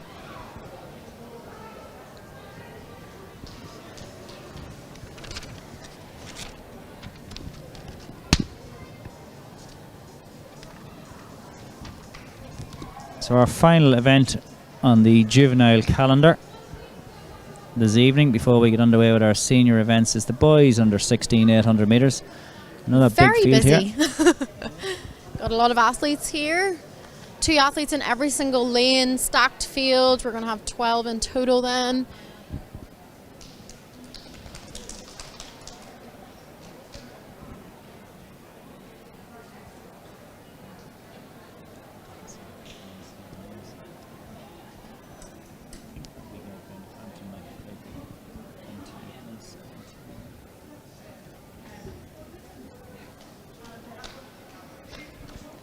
So if there's going to be action, it's going to be in this race with 12 athletes going to post.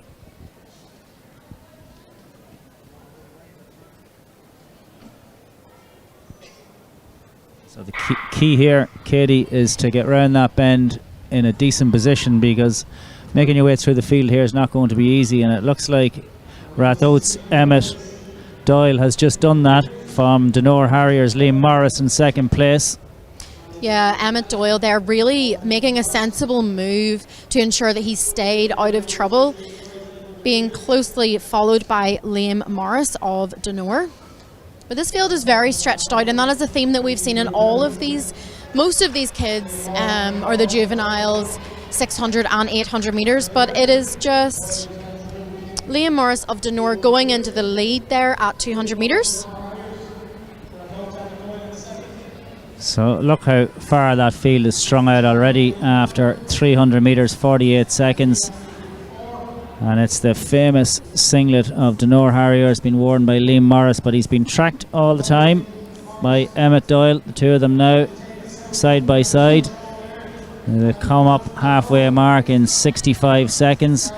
In third place then Charlie O'Neill from Mid Sutton, and then in behind him is Aaron Redfern from Metro St Bridget's. But it is still our Denore Harriers athlete Liam Morris. We saw the Ratoath athlete Emmett Doyle trying to go round him. He moved out wide onto the straight there, but unfortunately could not get round him. It is still Liam Morris in the lead, and it almost looks like he is pulling away slightly as they take the bell. But I don't think the athlete from Ratoath is going to let him get away lightly with the win. So 1:36 at the bell. So they'll be coming home in sub 2:10 anyway, and this has been a good response again by Liam Morris. The two boys look very easy actually, but Liam Morris looks over his left shoulder, very Mark English-esque there as he moves 10-12 metres clear. Also see our athlete from Mid Sutton, Charlie O'Neill, is trying to get back onto them, but I think he will struggle to do so.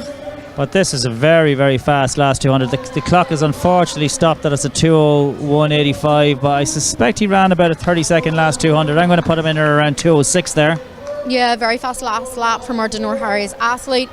He really judged that well. They went out quite hard, settled the pace, and then he pushed it on when he maybe felt it was settling a little bit. Just across the line there, we're seeing a little bit of a celebration from our Newbridge athlete. I think that was Killian Hughes of Newbridge. I don't know if he was signalling to his teammate that he was going to beat him, but yeah, always nice to see the guys having fun out there as well. Just hope Liam doesn't look around and think he ran a 2:01. I don't think so. I think he'll know.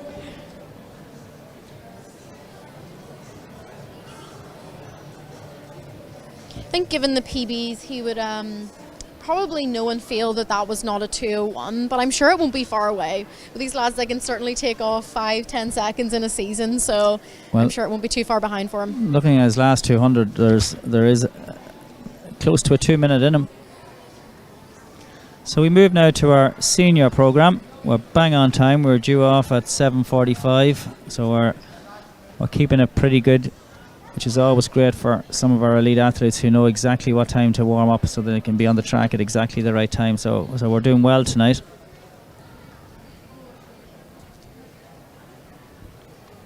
Two races in the women's 800 metres.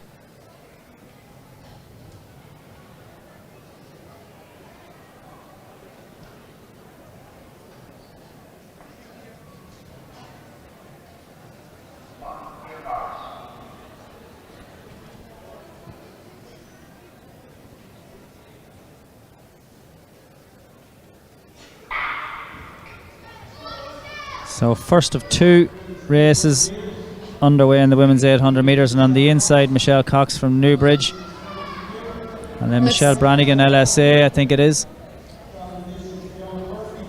from St Coca's Maeve Caffrey. So they're the two leaders Yeah, so it's Michelle Brannigan and Maeve Caffrey in the lead here, closely followed by Michelle Cox of Newbridge. And also Gillian Klin of Clane trying to get back on to this little group of 3. So it's Michelle Brannigan from LSA, and just right on our shoulder then is Maeve Caffrey from St Cocos. Michelle Cox has got closer order here down that back straight, and as you said, not too far back then. Oh goodness, we're seeing a big move there from the athlete Maeve Caffrey from St Cocos. I think she just said, I've had enough of this pace. I want to move on, push the pace and see what she can do.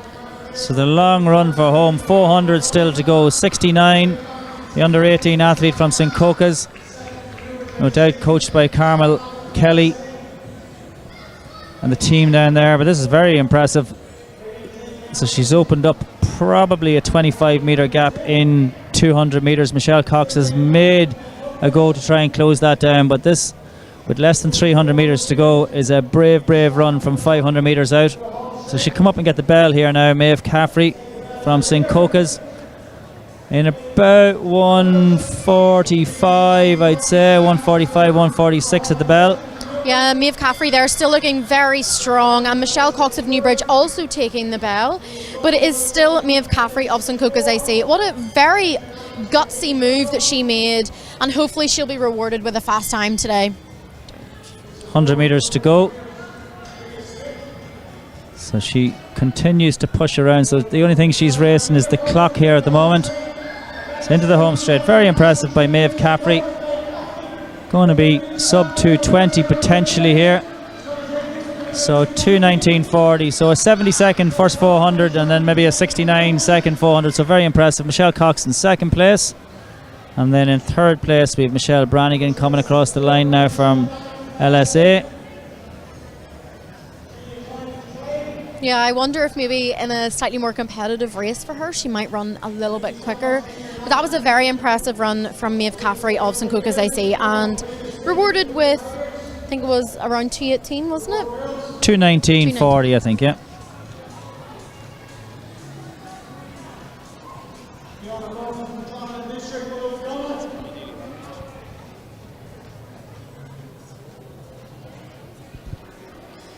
Yes, we're going to have this second heat of the women's 800 metres coming up. We still have one athlete to finish in the first heat, which is Fiona Murray of Drogheda and District AC, coming through the line there.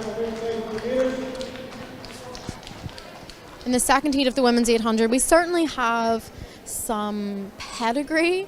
We've got Kelly Neely, who has a PB of 2:03 from 2003. She's also a V40 athlete and World Masters champion. We're also going to see our own Erin Levy from Dunleer. Yeah, so I coached Erin for a number of years, so I've moved her on to a bigger and better coach in your dad. So yeah, let's hope he's working wonders with her. Yeah. Hope so. She was 7th in the under 20 championships at this weekend pass, running 2:19, and she's obviously an Irish Schools junior champ from 2019. She's a PB of 2:13 from 2021, and I really hope, based on her training, that she has a lot more in her. So Amy Wallace from Mullingar Harriers back running really well, same age group as Erin Levy, third in the national juniors last weekend, so great to see her back in form. Yeah, it's great. We've got a little bit of a mixture here between our under 20 athletes and our Masters athletes. Great to see a show on, but it looks like got quite a close break here. Sophie Quinn on the inside there from Rathoath again, really top class juvenile, is under 15, under 16, and then gone for a year or two, but back. So keep an eye on her. Normally over the longer distances, but a good pace being set here now as they come up. Looks so like Eve Marie Nocter, yeah. And now Kelly Neely takes it on from Erin Levy. Erin Levy just tucked in really nicely there in third position, letting these ladies set the pace and hopefully going to be pulled to a good time. Yeah, so Eve Marie Nocter ran well again last Saturday as well, so plenty of form there as well, but 5 of them have pulled clear. They're running at a good pace. Eve Marie Nocter is taking them round. Kelly Neely happy to sit there. Aaron Levy on the inside.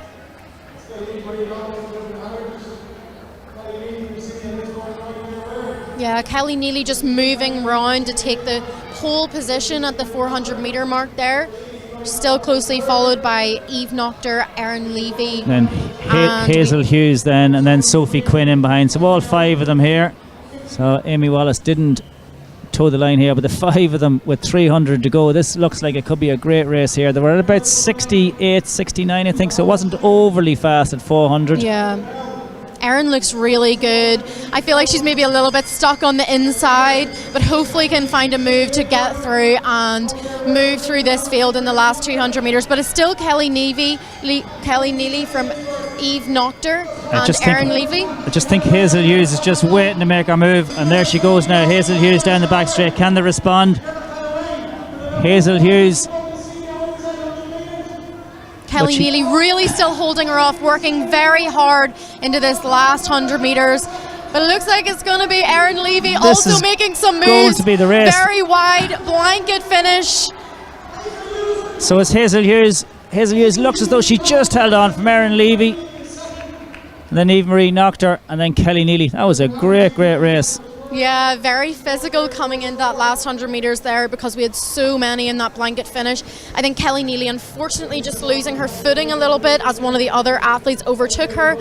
So hopefully no injuries or anything, but great finish from Aaron Levy as well.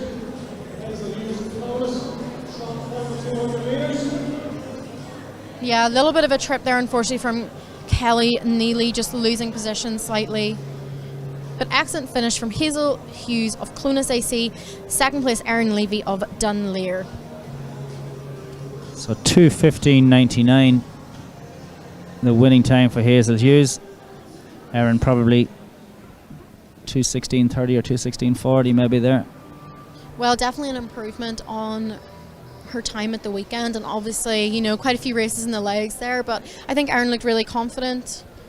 Hopefully she's happy with that. Yeah, she's smiling. So negative split by the ladies there. That was a really good race. All 4 of them coming into the home straight could have taken that. So Hazel Hughes bided her time. When she went to the front, she just did enough to win that.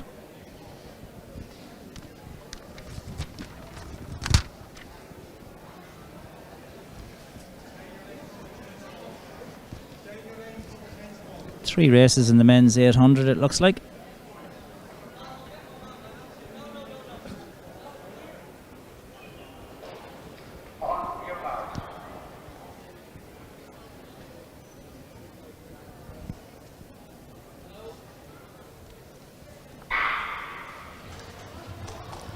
So underway, another pretty full field here in this first of 3 men's 800 metres.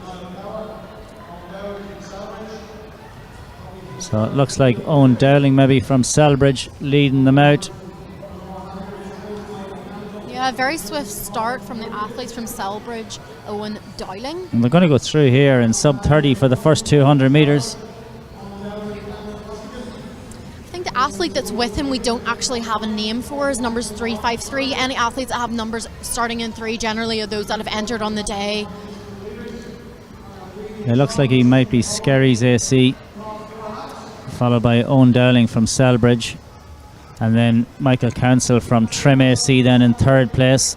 Looks like Michael Council just really trying to get back on these guys. I think those 2 at the start really got a jump on him, but the Masters athlete is just moving through to see if he can get back onto the athlete from Selbridge, Owen Dowling. Yeah, so 64 seconds now through 400 metres, so the pace has really slowed down. So Michael Council, as you can see, is closing the gap slowly but surely. Looks as though he'll move into 2nd place now. Michael Council just getting up on the shoulder of the athlete from Selbridge and going around him very comfortably there. I think that just shows the expert pace judgment of our Masters athletes.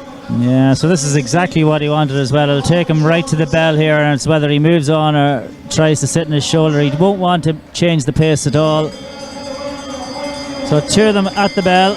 Looks like goodness, we're seeing some moves here from Tony Fitzgerald of Nina Olympic. He made a massive move coming in the last 100 metres of that 3rd lap, and he is really moving down this back straight alongside our athlete from Newbridge. So this is going to be another fantastic finish. It's actually a Selbridge athlete that's leading it out. He's led it from the gun, and it looks as though he's going to hold on to take this from Michael Cancel. Michael Cancel comes back at him again. So Michael Cancel may get up to get this one. Michael Cancel takes that in 2:12.71. That's pretty good for an over 55. Yeah, excellent finish there from Michael Council. Very fast finishing from Tony Fitzgerald of Nina Olympic, but Michael Council just getting that over the other athlete from Selbridge.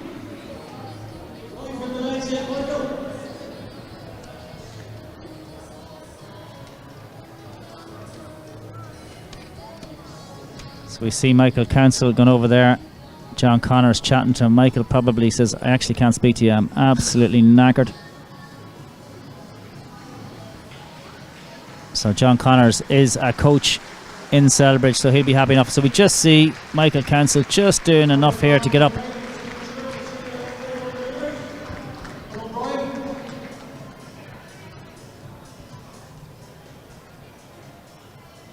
Second heat of the men's 800 metres, just moving on to the track here.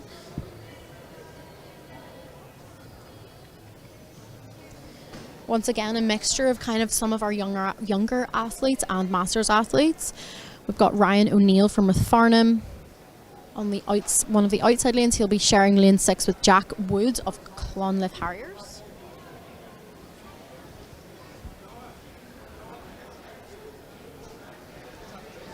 And then our other younger athlete, we've also got Adam Bradley of Selbridge AC.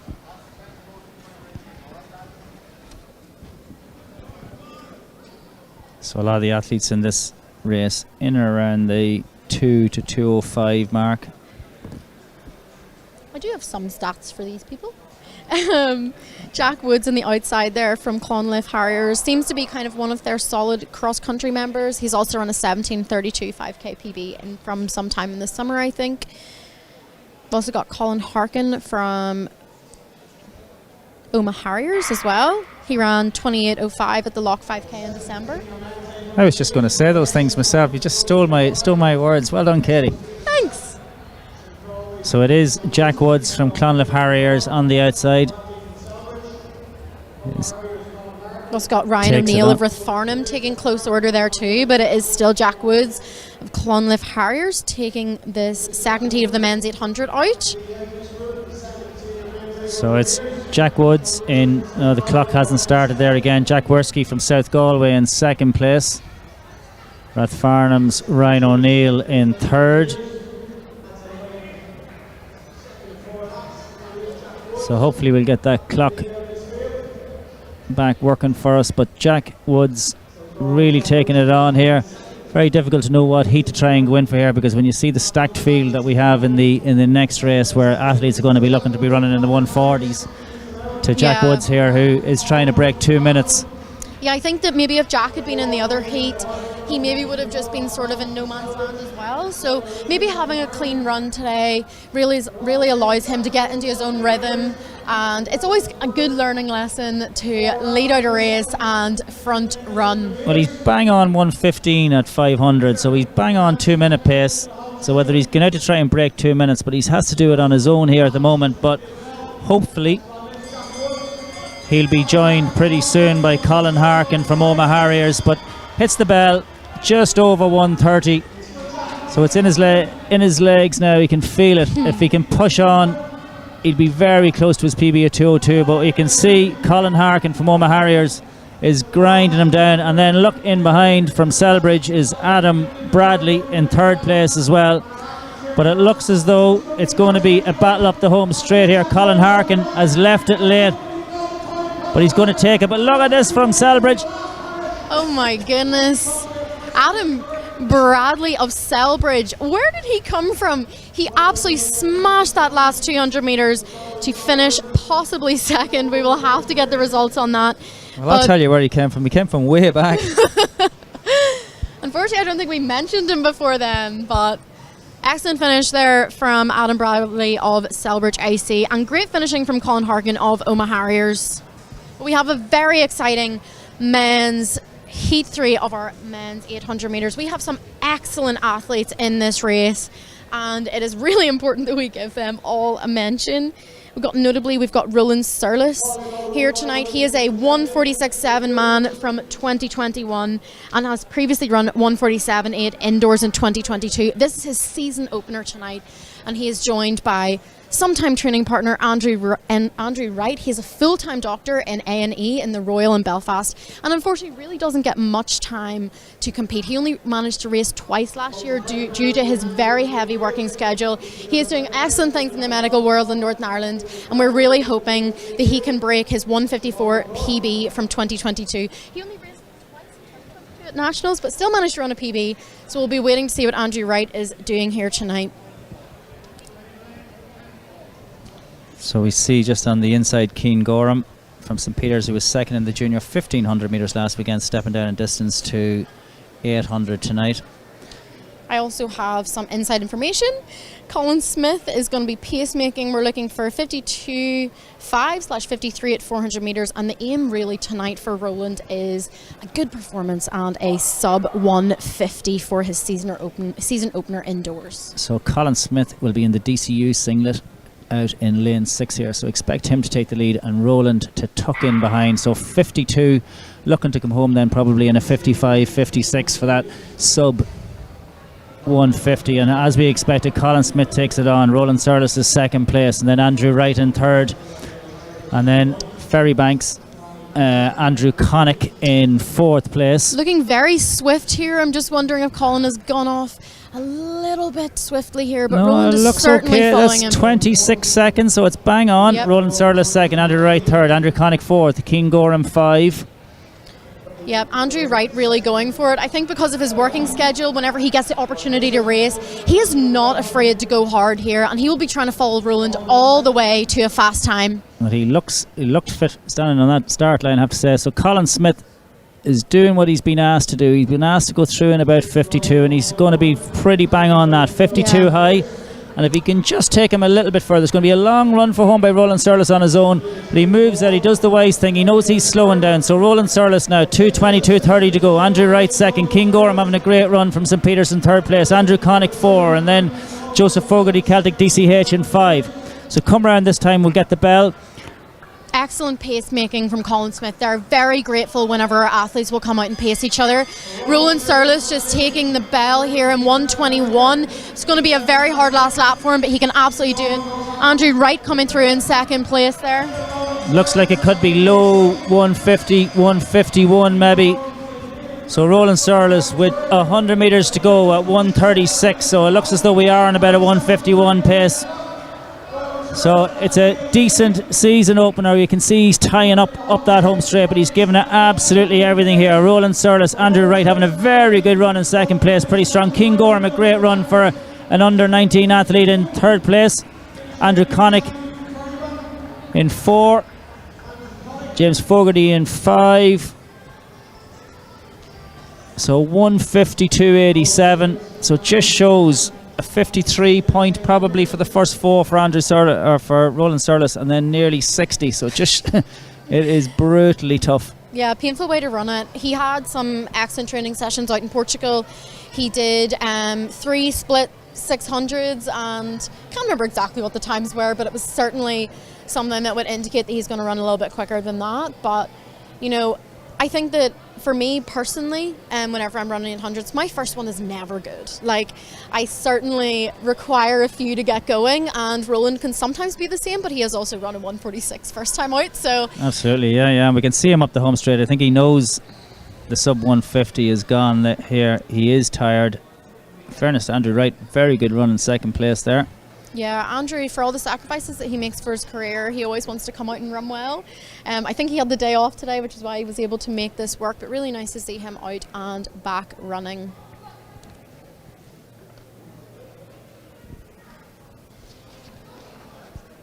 So we move to the first of 2 men's miles.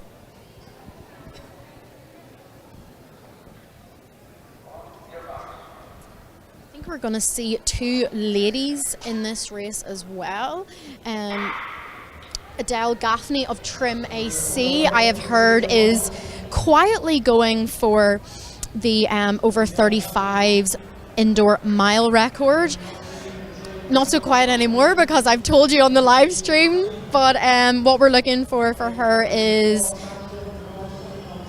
the current record is 5:10.54, which is held by Michelle Cox. She's really going to be looking for about 70-second pace through 400, and hopefully she can get that record. So we saw Michelle Cox in the 800 earlier on, but the leader here is our Clonliffe Harrier athlete under 17s, Jack Quinn.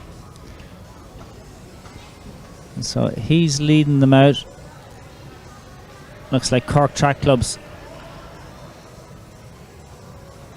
Shona O'Brien is the first lady. She's in about 4th place there. Yeah, she's just moving around the athlete from Clonliffe there, trying to keep closer order, making sure the pace is ticking along nicely for her. But in the lead, we have Craig Harrington of Cork Track Club. And just outside him, John Collins from Cork Track Club as well. So big contingent in this mile from Cork Track Club. Absolutely. That 1, 2, 3 here at the moment. 1, 2, 3. I wonder if we're kind of working together here because they have swapped the lead quite a few times. Yeah, I wonder are they trying to take Shona O'Brien around. So she's just tucked in behind the two of them there. So we'll come round now. We'll get a 600 metre split. So they're going to go through 600 just at this 9 metre mark here. So around 149. I'm just going to keep a wee eye here on Adele Gaffney. She is just about still on pace for that over 35s record. She was looking probably a 155.5 through 600 there to ensure that she was going to make it. I think she might have been slightly behind that, but hopefully she can tuck in behind the trim athlete in front of her and get dragged to that over 35s indoor mile record. But it's John Collins leading them out from Craig Harrington, from Shona O'Brien. And they come up to 800 metres now. So halfway mark, 2:26, 2:27. The athletes from Cork Track Club are also joined by Billy Kelly of Clane AC, just tucking in on that Cork contingent, seeing if he can get pulled through to a fast time. So we're probably on around 5-minute pace for the leaders. 2:25. You'd expect it to slow a little bit in the second half, probably sub 5 minutes.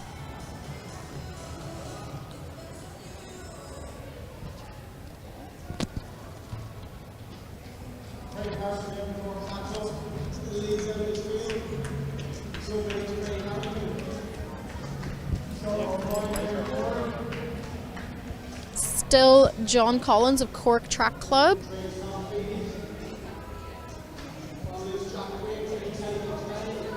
You've also got Kieran Corrin of Trim AC is just moving up there on Billy Kelly of Clane AC. Yeah, so it looks as though John Collins is a shoe-in to win this first race, but there's probably 4 of them in contention then from 2nd to 5, and it's the other 2 Cork Track Club athletes, John Collins and Shona O'Brien. And then, as you say, very good now just coming through is Tom Feely from Trim AC, and then in behind him then Billy Kelly from Clane AC.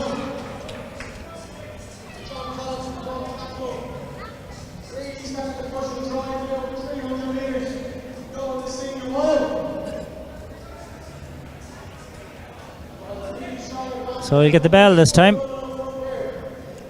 And he will get the bell probably at about 4:15. So 4:14 at the bell. So he's probably going to be about 4:50. So he will have run even splits. He was 2:25 at 800 metres.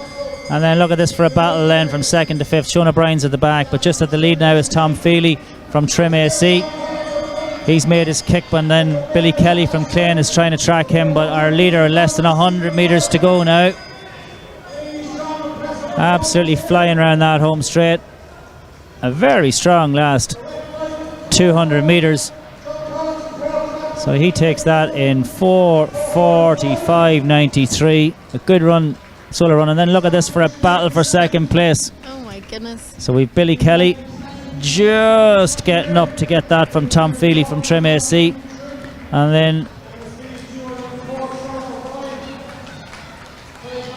we're just looking at is the clock going to keep going for Adele Gaffney?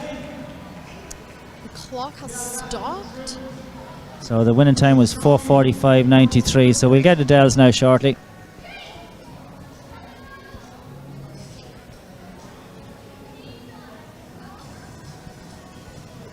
So we can see our winner there. Doesn't seem to be too much out of breath. Really, really good run there for John Collins from Cork Track Club.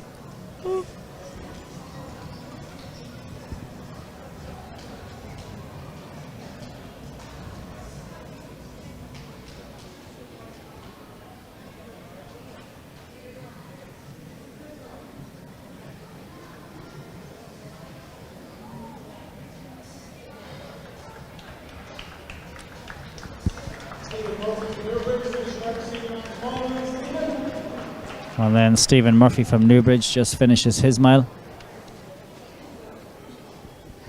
Just seeing the results there of the final heat of the men's 800 metres. Roland Surlis of Annalay taking the win in 1:52.87.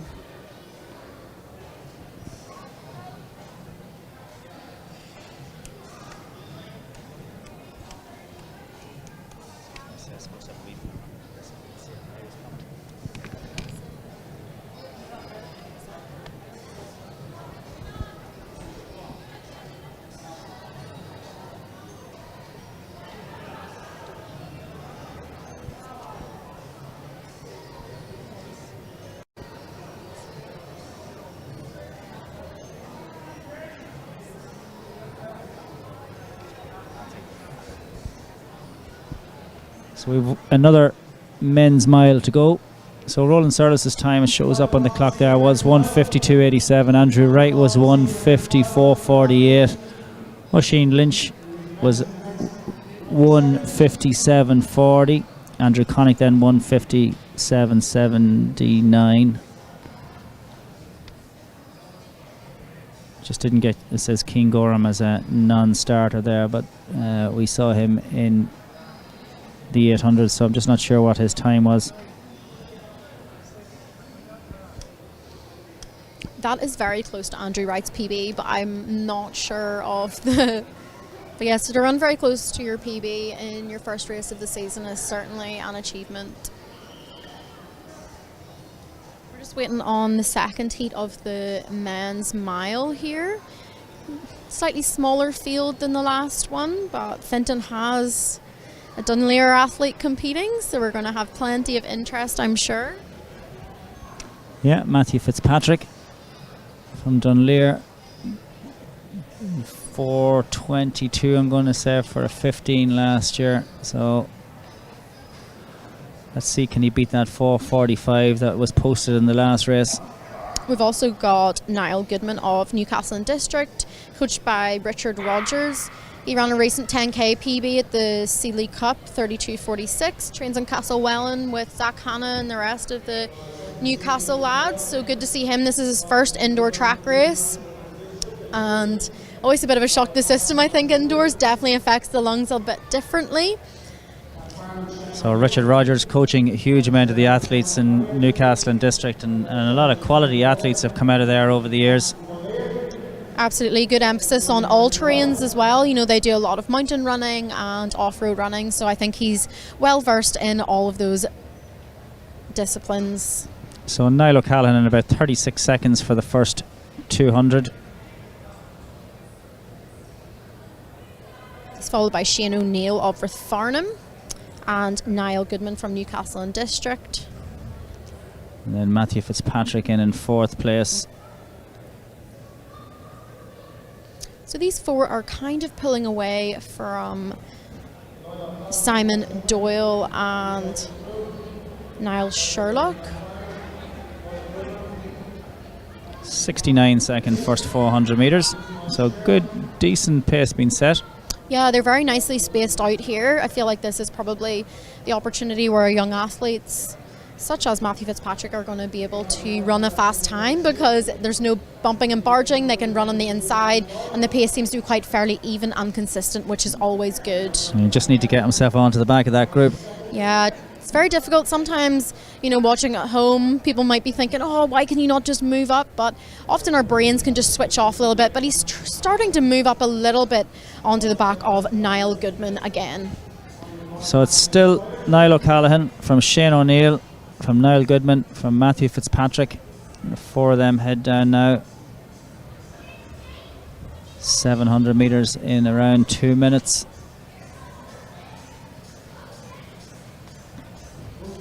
So we'll get an indication when they come through 800 as to what sort of pace we're on for the mile. They were on around 4:35, 4:36 pace. And they go through in 2:18, so still on 4:36 mile pace if they can keep this going. And it has been Niall O'Callaghan from the start, has led it on, and Shane O'Neill has sat in his shoulder, the Rathfarnham AC athlete. Niall Goodman has sat in third place the whole time, and Matthew Fitzpatrick's always been that 2 or 3 metres off the back in fourth. Yeah, I'm sensing Shane O'Neill is kind of itching to go here. The pace dropped a little bit there between the start-finish area and the other side of the track, but I think that Niall O'Callaghan has pushed it on a little bit again, maybe as he sensed that Shane O'Neill was sort of up on his back. So 2:53 through the first mile. And it's the two of them are just beginning to pull away. Niall O'Callaghan and Shane O'Neill just opening up that little bit of a gap then over Niall Goodman, who still has another 4 or 5 metres over Matthew Fitzpatrick. They'll come round just under 500 metres to go. They'll come round with just 2 laps to go then when they come past the finish. I think Niall Goodman just really trying to get back onto them again. He sort of closed the gap slightly, but it looks like these two lads are going to be pulling away again. So and it is Shane O'Neill from Rathfarnham taking over the long time leader. I just sort of got a sense a couple of laps ago that he was really wanting to go. He was clipping right on his heels there. Now look at Niall Goodman has decided he's going to try and get himself back into contention here. He moves himself into second place. So he's tracked from the start Shane O'Neill, and he's trying to get closer in contention, but they're going to come round now, get the bell this time. Yeah, the athletes are just getting ready to get the bell. Shane O'Neill coming through first, followed by Niall Goodman and our long-time leader Niall O'Callaghan. So 4:03 at the bell, and it looks as though Niall Goodman's going to make his move here. Yeah, Niall Goodman just really pushing on and moving past Shane O'Neill from Rathfarnham, pushing loads, really pumping his arms and moving away in the last 50 metres of this men's mile. So a nice timed run there by Niall Goodman to take that one in 4:34 from Shane O'Neill. Then Matthew Fitzpatrick got up for third place, and then our long time leader Niall O'Callaghan in fourth, followed home by Niall Sherlock from Clonliffe Harriers.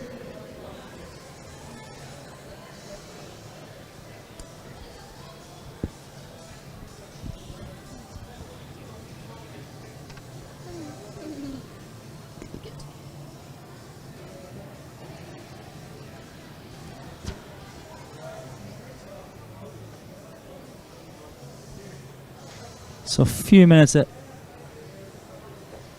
before we get back underway with our second series of sprints. So we just see that men's mile finishing there. We have one more mile to go.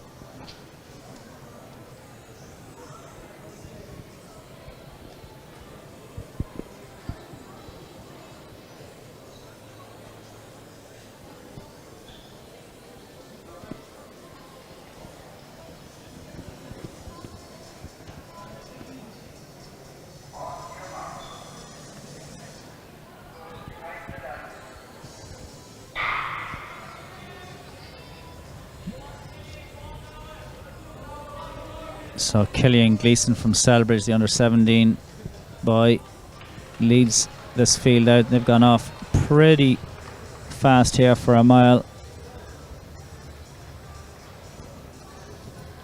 So a young field here, leading them out.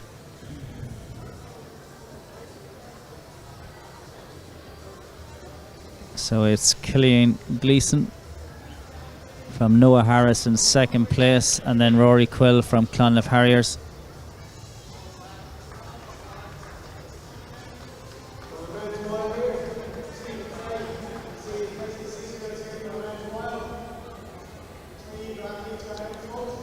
So our three under 17 boys used to racing each other at national stage. Noah Harris, top class juvenile athlete from Ashford AC, just tucked in the middle of the two athletes, Rory Quill from Clonliffe Harriers and Killian Gleeson. So 68 seconds through the first 400.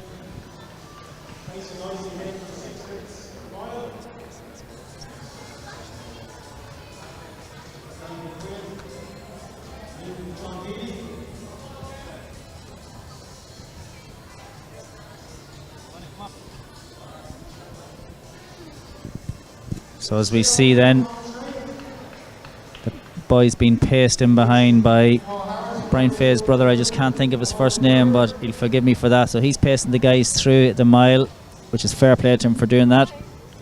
So it's still Killian Gleeson from Noah Harris from Rory Quill.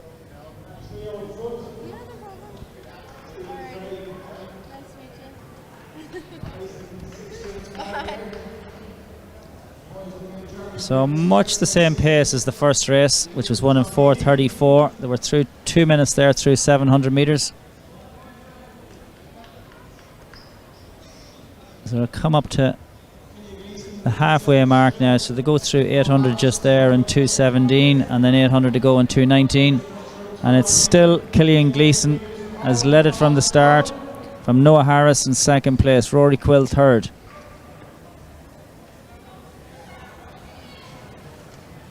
So down the back straight.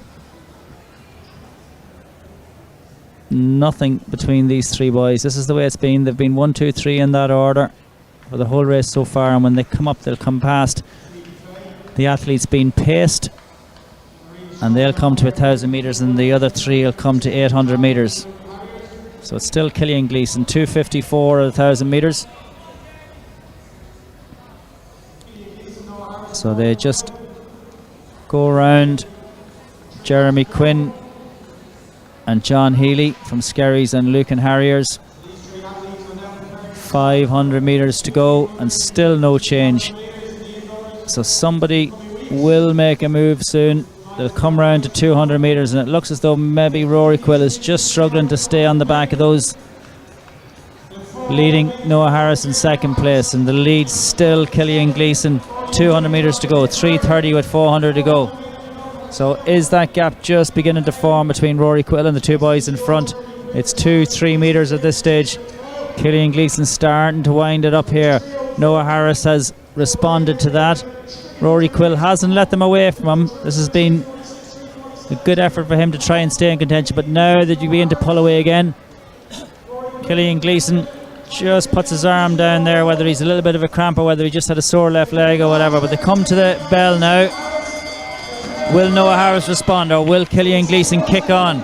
Killian Gleeson had a great cross-country season. He won the Leinster Championships in Bellurgan,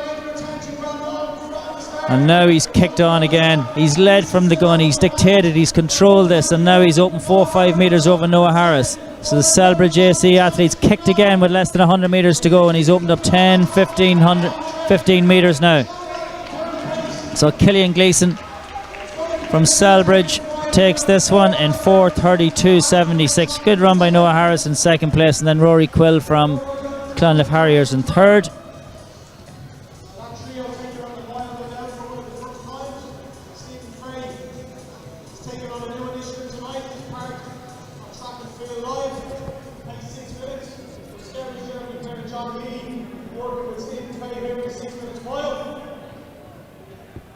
So our paced athletes now will come round and they'll get there.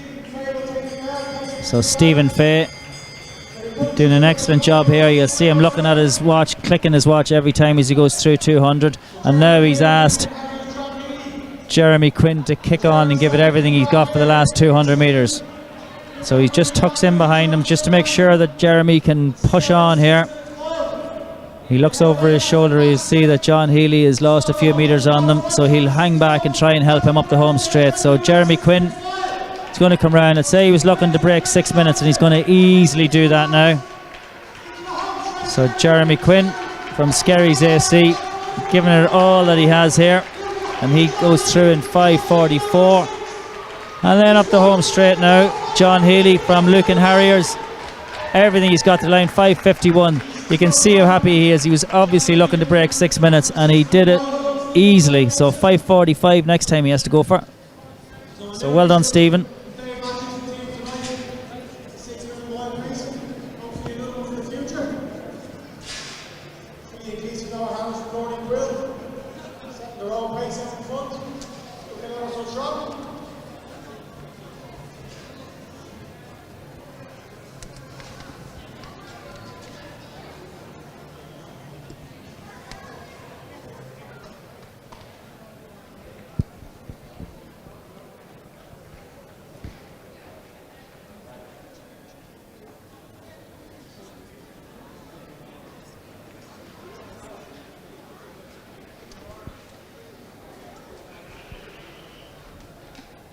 So no time. So we see Niall Goodman in that second mile, won that one in 4:34.23, just beaten there by Killian Gleeson in that second one, who had a 4:32 I think it was. Shane O'Neill was second in 4:36. Matthew Fitzpatrick done Lear 4:37.44. I timed him going through 1500 in 4:20, which is PB, so I'm happy with that. And then Niall O'Callaghan, West Limerick, in fourth with 4:39.30 from Niall Sherlock. Clonliffe Harriers 4:48.41.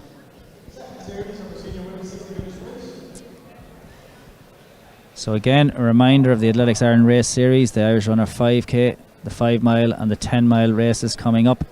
So May 20th the first one, then June the 11th, and then July the 23rd, all getting you ready for that marathon in October. So Katie, you have the amended start list here, so I'm going to hand this over to you. Back to the sprints. Yeah, heat one of the second series of the women's 60 metres. Got Rebecca. Okay, false start, so we can go through the full lineup here. Looks like Emily may have got a false start there, so we'll have a look. I'm sure we'll get the replay on that one. Here we go. What do you think?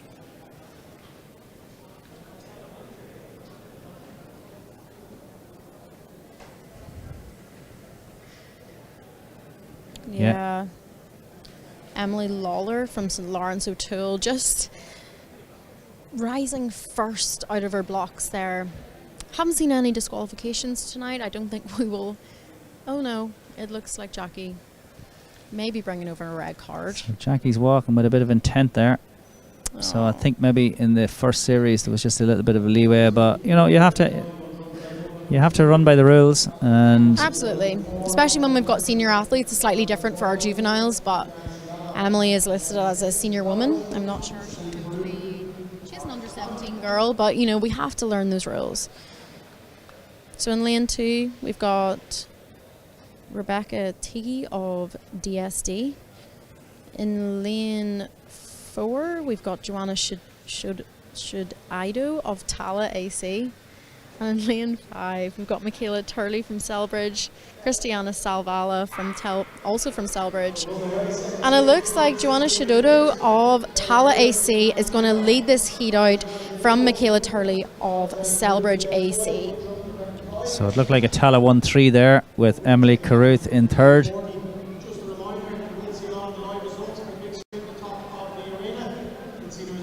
8.40 the clock is showing there.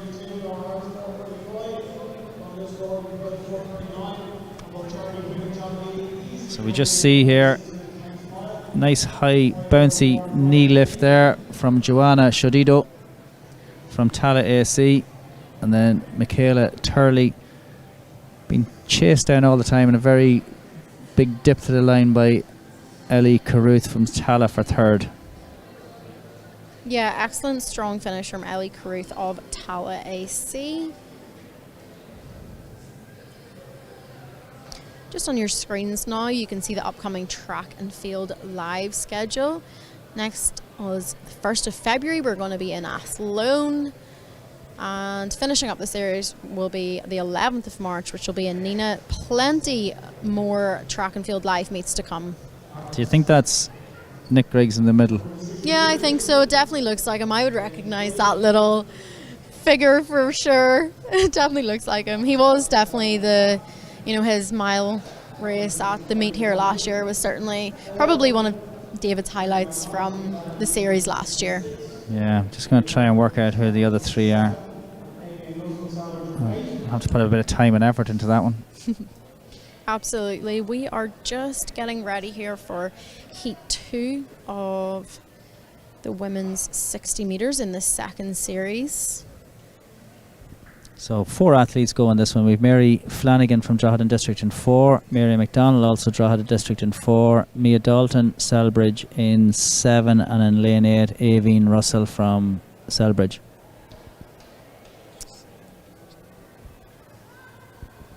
I think we're also going to have Michelle Metcalf of Tala as well. She looks like she might be in lane 2.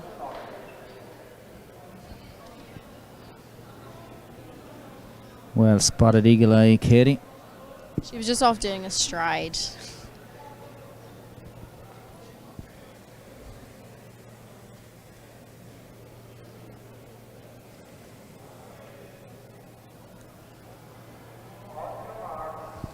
So Joanna Shadido's time rounded down to 8:39 in the first heat.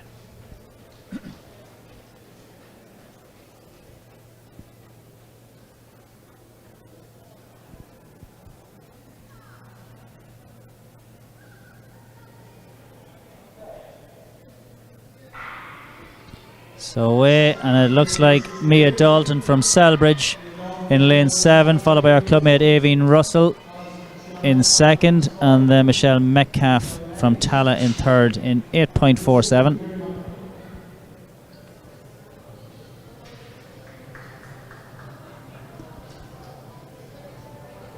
So the 2 under 17 athletes from Selbridge, first and second there. Yeah, Mia Dalton had an excellent start there. Just seeing the results of the first heat of the women's 60 metre second series of the evening. We got Joanna Shidodo from Tala, 8:39, our winner. Showing up in the clock is 8:40, but she got a nice little round down there, which is always good. We've got Michaela Turley from Selbridge, 8:59. Ellie Caruth of Tala, 8:61. Christiana Salava, also of Selbridge, 8:69. And we're seeing the results from that second heat already. We've got Mia Dalton, clear winner in 8:45. Aveen Russell, also of Selbridge, 8:61. And Michelle Metcalf of Tala following up in 8:86.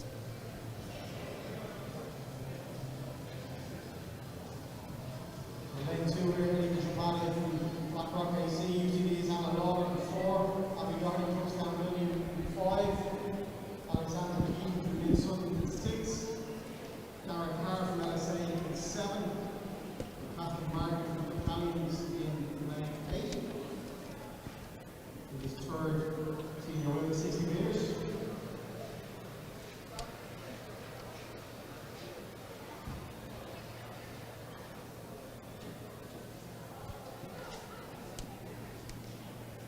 So a pretty full field here in the third race of our second series in the women's 60 metres.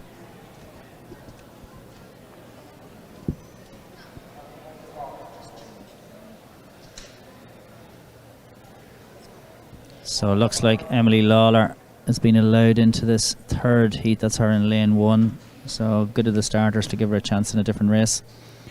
So Emily Lawler in lane 1. And then outside her we've Erica Juspaita from Blackrock AC. And then we have nobody in 3. And then Anna Lawler, UCD 4. Abby Doherty, Crookston Bellevue 5. Alexandra Keating 6 from Mid-Certain Dara Carr. LSA 7. And Catherine Markey Fingallions in 8. So the athlete's asked to stand up. Something obviously not right.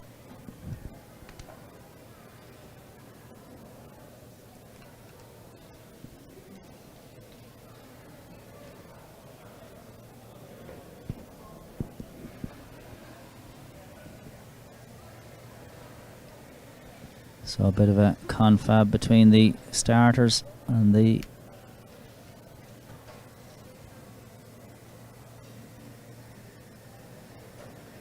so Jackie Mulhall makes her way back over.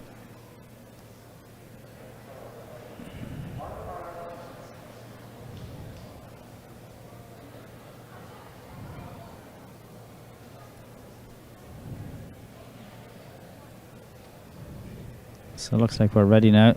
Second time of asking.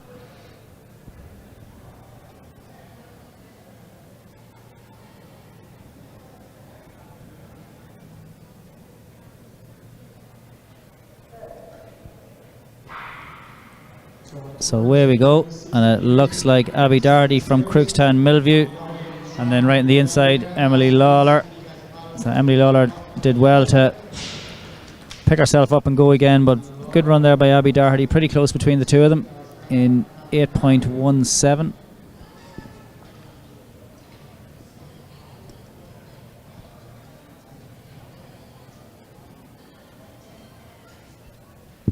Yeah, excellent run for Emily Lawler there, coming through to take the win. You know, I do think that a disqualification can maybe unsettle even the most experienced athletes, but she was able to come back in that race and run an excellent time. So we're just moving on to the final heat of the women's 60 metres in the second series.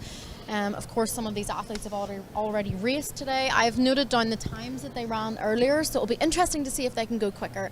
I think that is the whole idea, is that 2 opportunities to run. Usually our athletes will run faster in the second heat of the day. The only athlete that has not been running earlier was Janine Boyle of Finn Valley AC. So we'll see how she fares against these maybe slightly warmer athletes. In lane 1, we've got Avril Dalton of DSD. Lane 3, Sarah Murray, Finn Galleons. Lane 4, Sarah Leahy of Killarney Valley. Lane 5, Janine Boyle, Finn Valley AC. Lane 6, Sarah McCarthy of Mid Sutton AC. And 7, Erin Tanahy of Corran. And 8, Molly O'Reilly. And not forgetting, we've got Joan Healy in that empty lane in this heat. She, of course, was the fastest qualifier earlier on, I suppose, running 7:39. Not too far away from that B standards for the European indoors. So we are really going to be rooting for her today to see if she can get that 7:34 B standard for Euro indoors. And I would imagine that Sarah Leahy of Killarney Valley will not be far behind. Today she's running in the UL strip, but you can keep an eye out for her. She is in lane 4. 7:45 in the series 1 earlier on this evening. So Sarah Lee and Joan Healy should battle it out here. Excellent start from Joan Healy there. Sarah Leahy and Janine Boyle in the middle there, also going very well. But it looks like it's going to be Joan Healy from Sarah Leahy and Janine Boyle, and on the outside Molly O'Reilly of DSD. Very tight finish there for second and third, but no doubt about our winner, Joan Healy. And the time on the clock that we have is 7:38. So she'd probably be a little bit disappointed with that, but she's still plenty of time to get that European indoor qualifying time. Again, the indoor is the first week in March over in Istanbul, so a lot of racing for these athletes between now and the next probably 2 or 3 weeks to try and secure that standard and then ease off and just focus on your training. But we can see Joan here, she powered out. It didn't seem to be in doubt. She got the fastest out and she just kept powering away. Sarah Leahy did come back, finished well, strong in second place, but probably faster in her first heat as well, I'd say. Yeah, definitely. Sarah Leahy had 7:45 in the first series. So I'm sure. So again, we see there's the times now, 7:37. So this, I think the same time, was it 7:36 to 7:37 in the first race for Joan? Ran 7:39 in the first race. So she was faster. And then 7:46, so much the same for Sarah Leahy in the second. Molly O'Reilly 7:70, Janine Boyle 7:72, and then Sarah McCarthy from Mid Sutton with a 7:83.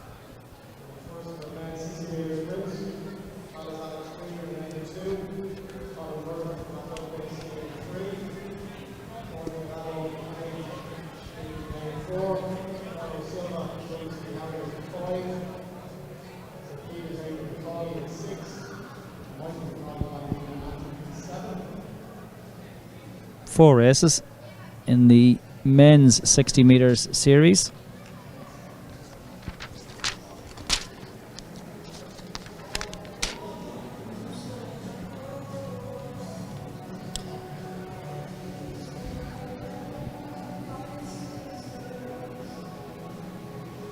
So 4 races.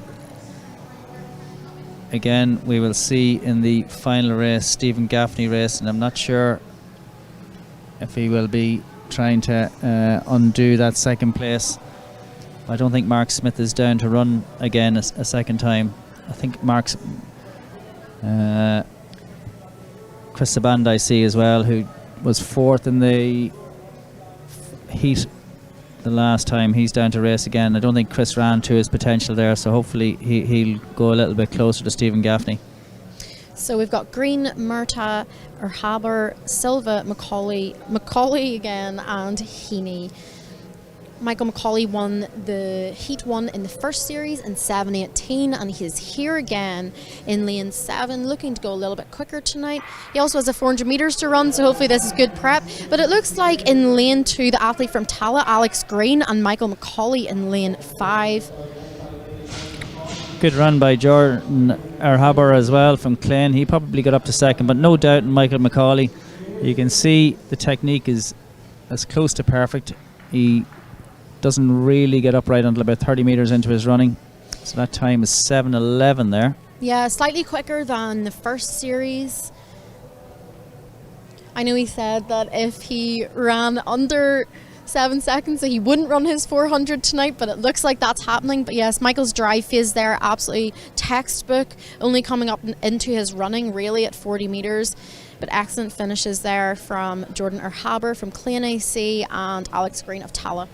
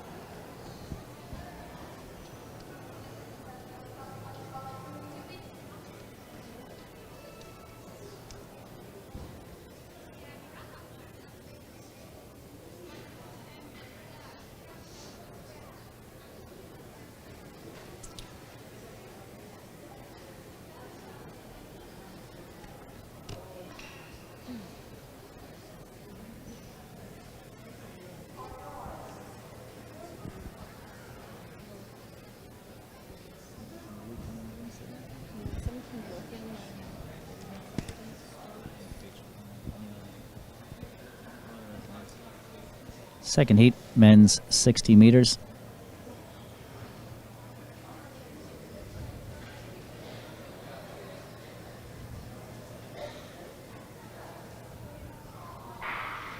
So great start there by Owen Devlin from Mid-Ulster, but it's inside him. It's Hugh O'Brien from...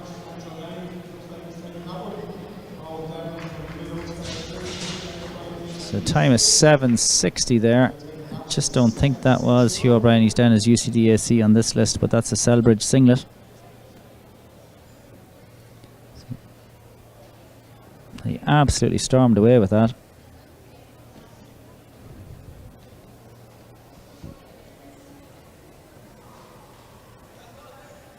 So we just see the replay there, and you can see he just, with every stride, goes away from the field. Excellent finishes there from Owen Devlin from Mid-Ulster and Connor Story of DSDAC.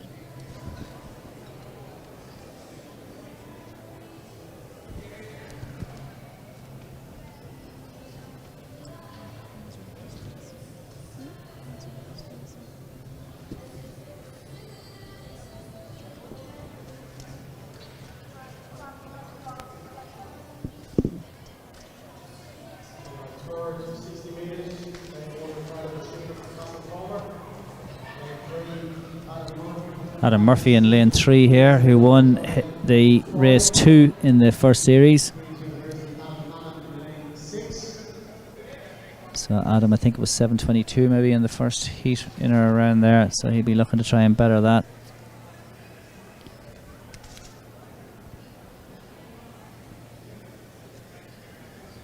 And Iola Medjugorje from Leevale, who pushed him all the way in the same heat earlier on, so it should be a battle between these two. Outside him then we've Adam Hanna from Queen's University, who's a 7:26. So he should have a competitive race here. And Iola from Leevale, of course, we kind of saw him stumbling out of the blocks and popping up really quickly last time, and I think that really cost him this race, so I'm sure he's really delighted to have a do-over and another crack at Adam Murphy. Adam Murphy, of course, last time in the first series running 7:21, and Iola running 7:34. So hopefully they can go faster. Just see Kevin McGrath down the back straight there doing a final stride before he comes out onto the track for his 1500 metres. So I do see Mark Smith in the background there. He is going against Stephen Gaffney, in the next race. But away we go with this, and it was a poor enough start by Adam Murphy there, and it looks as though it's Adam Hanna. Oh, and Adam may just have got up there, Adam Murphy, just to beat Adam Hanna in the very end. Very slow start by probably the 400 metre specialist, we call him now, and that's probably why he's doing 400s now. It just takes him a long while to get out of those blocks, but he may get up 7:27.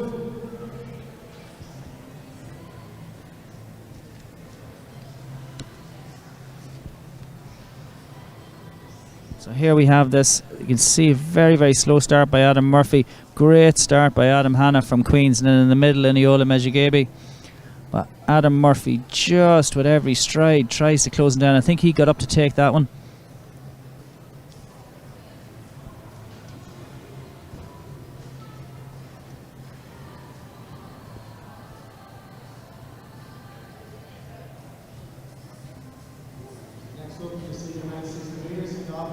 So in the next race we've Jamie Pender, again the 400 metre athlete, stepping down to 60 metres tonight from St Albans AC. And then we've Mark Smith from Raheny Shamrock wearing the DCU singlet in lane 4, Stephen Gaffney then in 5, and then Christopher Sabanda, I think it is then, in 7, and then Kardachimna Ogbeni in lane 8. Yeah, so Mark Smith in that first round ran 6:80, so I'm sure he'll be looking to go a little bit quicker here again. Him and Gaffney going head to head. I'm sure he's hoping to get the win, but Gaffney's going to need to try and push on a little bit and see if he can give him a bit more of a challenge. So it's actually the two Ogbenis in lane 7 and 8. My apologies, from Titan AC. Yeah, so last time the two Ogbenis ran 7:32 and 7:26. So Mark Smith in the last race was way out of the blocks ahead of Stephen Gaffney and just powered on and won it very comfortably.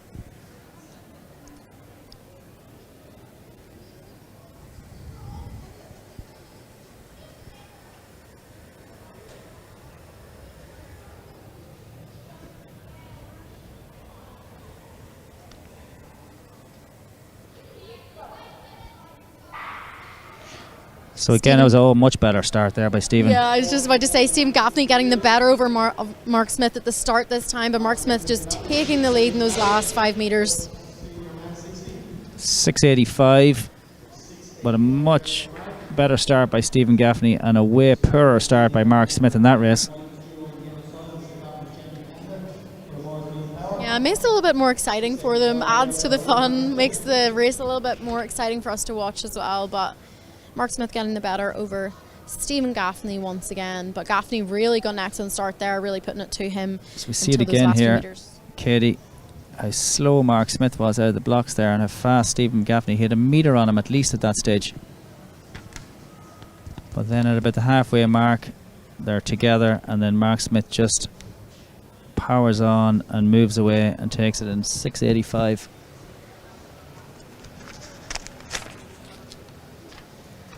So here we have our field, our 1500 metre field, out onto the track, 7.5 laps. So big entry here. Let's see how many of them are actually going to run. I see Harry Colbert from Waterford AC there, who was over at the European Youth Championships last year in Jerusalem. He'll be looking to try and get the junior standard this year. Yeah, I heard he was on an altitude camp in South Africa in Dulstrom with his dad. I know Luke McCann is also out there. It's an excellent place to train, certainly lots of heat, so I'm sure he'll be hoping he will have received a little bit of physiological benefit over some of the other guys. This field is absolutely stacked with some of our excellent junior and under 23 athletes. They're also joined by Kevin McGrath, who's actually our under 18 national record holder over 1500 metres. He ran 3:46 way back in 2016, and Nick didn't break it last year, so he still holds it. Kevin McGrath, of course, is an excellent 800 metre runner, just back from training camp in Monte Gordo, coached by Joe Ryan. Lots of these guys have actually been training out in Portugal as well. I saw quite a few of them on the track, including Michael Murphy, Finn Woodger did a session with Roland Surlis, actually, a good 800 metre specific session, so it'll be great to see how he goes. And of course we can't move on without mentioning Nick Griggs. He is our fastest ever European under 20 mile ever last year, running 3:56. He's also second in the European under 20 cross country just in December past European 3K under 20 champ and a world junior champion in championship finalist in Cali. And then Cathal O'Reilly on the inside, he was due to run the 3,000, but no 3,000 tonight, so he's stepping down to 1,500 metres. But Roland pacing by the looks of it. Very swift start there from the lads, just making sure they're getting out really hard to ensure they're out of trouble. But Roland is going to be pacing Nick nicely here tonight. And then Sean McGinley in third place, our junior 1,500 metre champion from last weekend. Another strong, you see a lot of video footage of him in Portugal as well. He really had been a breakthrough season. Third Irish person home in the European Junior Cross Country Championship, securing that silver on the team with Nick Griggs. In 12th he was. Yeah, of course Sean had an excellent run at those under 23 championships, but it really was a tactical affair and he had to front run it. So I'm sure he's absolutely delighted with a little bit of company here. Kevin McGrath from Dunedin also up there in the top 4 of this race. He's just tucking in there, hopefully going to be dragged to a great time with these young and talented juniors. So 57.58 for the second to fourth, and then Cormac Dixon in fourth place. He's 17 today, a real talent to watch. Yeah, Cormac, of course, was fourth at our EYOF championships over 3K, and I think he was quite disappointed with that. So I'm sure he's looking for a little bit of something today to sweeten that. So this will really, really hurt these guys in behind. So Roland Surlis doing a really good job here. He's bringing them through 600 metres in 1:27. He'll probably move to the side soon. He's run his 1:52 800 metres earlier on. He is moving out. He's going to let Nick Griggs, I'd say, take it on from about 700 metres here. Yeah, excellent pacing there from Roland.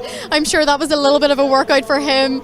Big training day, but it looks like Nick Griggs is really going to push on now that pacemaker Roland Surlis has dropped out. Sean McGinley and this Kevin McGrath is the problem you have for some of these athletes like Sean McGinley here, who go with the leaders and then the pace is just a little bit too fast. So he looks to try and break his 350 if he can, but he's going to struggle for the last while here as Kevin McGrath moves into second place. But it's going to be a long run for home for Nick Griggs here. Yeah, Kevin McGrath just maybe caught out a little bit there by that jump that Nick got in the field, but Kevin McGrath just in second place trying to push the pace on with Sean McGinley. So when we come round up past the 1,500 metre start, we'll be at 1,000 metres. We'll be able to get a bit of a gauge as to where they're at and what they're doing. There's a race with a big bunch of athletes in behind, but it's all about Nick Griggs here. Sean McGinley responded well to Kevin McGrath in second and third place, but Nick Griggs is probably 25-30 metres. Yeah, but I do think that Kevin is really pushing on here. Whenever you've got someone else to work with, it is a little bit of an advantageous position to be in. 2 laps to go for Nick Griggs. 2:44. He'd have to come over in a 56 to be at 3:40. I don't think it's going to happen tonight.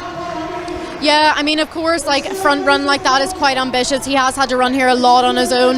Nick, this is his first race of the season. He's really just trying to flood his system with the neural effect that we can only get from racing. But I actually think he's pulling away a little bit more from Kevin and Sean as they come in to take the bell here. But it's still Nick Griggs pushing on. Yeah, he probably ran a 30-31 for that last 200 metres. The two guys in behind Sean McGinley is probably on PB territory. He's 350 PB and he's finishing strong. But Nick Griggs, it's been a real solo effort. It's been a good season opener on the indoor track. Don't forget, Sean McGinley is really moving here. I definitely think Sean's going to be on for a PB time, and we really want to see him run really well. He's pulling away from Kevin McGrath in these last 100 metres. Absolutely flying Sean McGinley. Nick Griggs looks over his left shoulder, he looks over his right shoulder. He knows it's not going to be that fast of a time for him, but what a run in second place by Sean McGinley. He'll probably be about 3:48, first time breaking 3:50, and about 3:50 then for Kevin McGrath. Cathal O'Reilly comes through. It's a good run for him in about 3:54. Finn Woodger then. Harry Colbert and Cormac Dixon just coming through the line as well there, followed by Jack Miskela. So Aaron Shorten then finishing up the field in about 4:05. So not the time we were looking for, but a really good race there. Yeah, I mean, it's the first race of the season for Nick. It's very early doors. He's also, of course, had a cross-country season behind him, and, you know, there's definitely more to come in that regard. I doubt he'll be overly happy with that. He is a very high achiever and is quite hard on himself, and maybe he doesn't run the way he expected, but I mean, that was an excellent first effort indoors, and hopefully more to come. Excellent run from Sean McGinley, hopefully under that 50-second kind of mark for the first time. He had a really strong finish, was actually probably catching Nick in those last 100 metres. Yeah, I think it was a 3:48 or so. He crossed the line, he had a big smile, he knew he had broken the 3:50. You see Kevin and Nick heading away together, but you can see Nick comes into the home straight, he looks over both shoulders, he knows the time isn't there, he cruises to the line. You can see Sean McGinley looks at the clock and he is a happy man. Kevin McGrath, good season opener for him as well.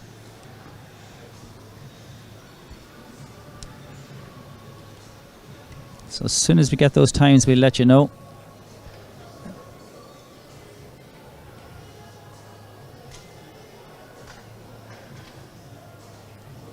So absolutely no let up. We move straight to the 400 metres for women now.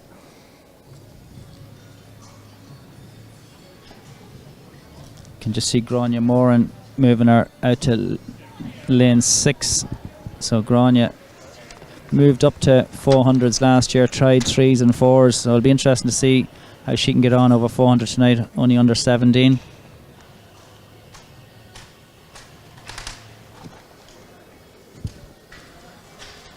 Lauren Cadden in lane 2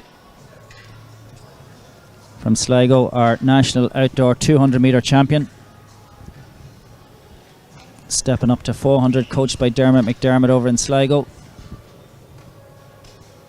So if we were anyone that was in Santry last year, very emotional when she won her 200 metres national senior title.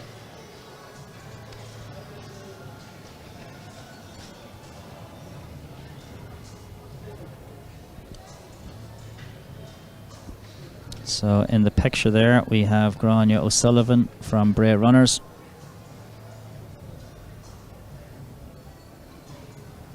So I'd say this is a maiden 400 for Lauren Cadden. I can't remember her running 400s before. So maybe she's going to make that move up from 2s to 4s. Yeah, it's certainly a sensible move, especially when we know that there's relay positions at stake, and I think especially indoors as well, the 400 metres is definitely suited to our 200 metre athletes, where getting out hard and being first at the break is definitely advantageous. So it'll be interesting to see how Lauren Cadden from Sligo AC goes over this 400 metres today.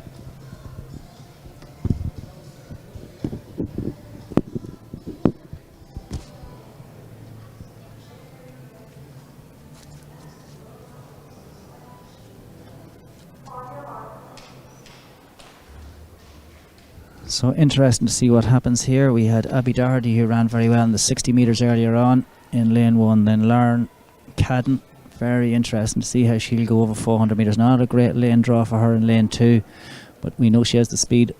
Hopefully she'll be able to get out and get a free run here. Then right out on the inside we have Grania Moran. In lane 4, Olivia Terrell, and then in lane 5, Grania O'Sullivan. So off we go. First race of 3 in the women's 400 metres. So Grania Moran gone fast with Grania O'Sullivan outside her in lane 5, but then Lauren Cadden looks as though she has the lead here in lane 2 from Sligo AC. So we know she has the speed. Does she have the stamina to get her through 400 metres? This is new territory for her. She breaks in. She has 7-8 metre lead. She goes through in 26 high, I'd say it is. Grania Moran in second, Abby Doherty in third, and then Grania O'Sullivan 4. So let's try and see what she's at around 300 here. So she comes up to the 300 metre mark. It's about 41, just under 41. We're bound to see her tie up here now, but she's keeping that stride going into the home straight. This has been a good first outing for Lauren Cadden over 400 metres. She's going to be around 56, will she, or just over 57.06. Second, Grania Moran. Third, Abby Doherty, and then in fourth, Grania O'Sullivan, followed home from Taliesis, Olivia Tyrrell.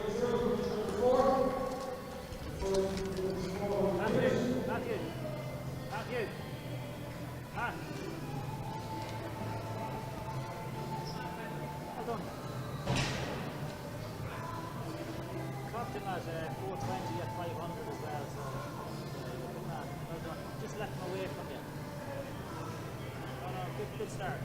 Well done.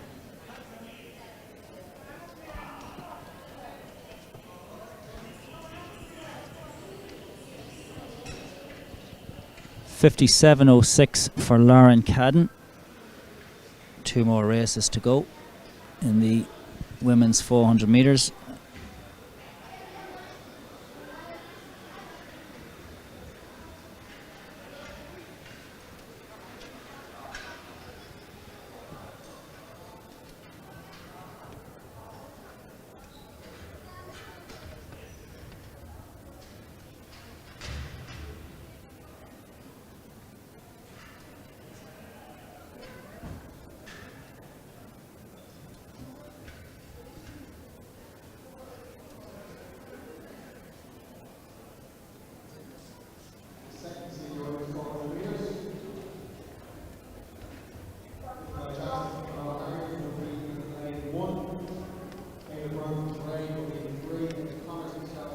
So in the second race we have Isabella Jackson from Denore Harriers in lane 1. In lane 3, Ava Byrne from Bray Runners. In lane 4, Ava Connors from Selbridge. In lane 5, Sorka Deneen from Lucan Harriers. And out in lane 6, Carol Kearney, also from Lucan Harriers.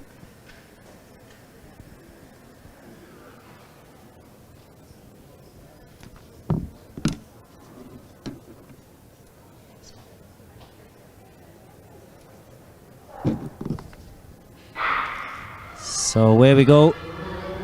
57.06 was the first heat, and it looks as though it's Ava Byrne from Bray Runners, and on the inside Isabella Jackson are the two early leaders. Probably Isabella Jackson at this stage.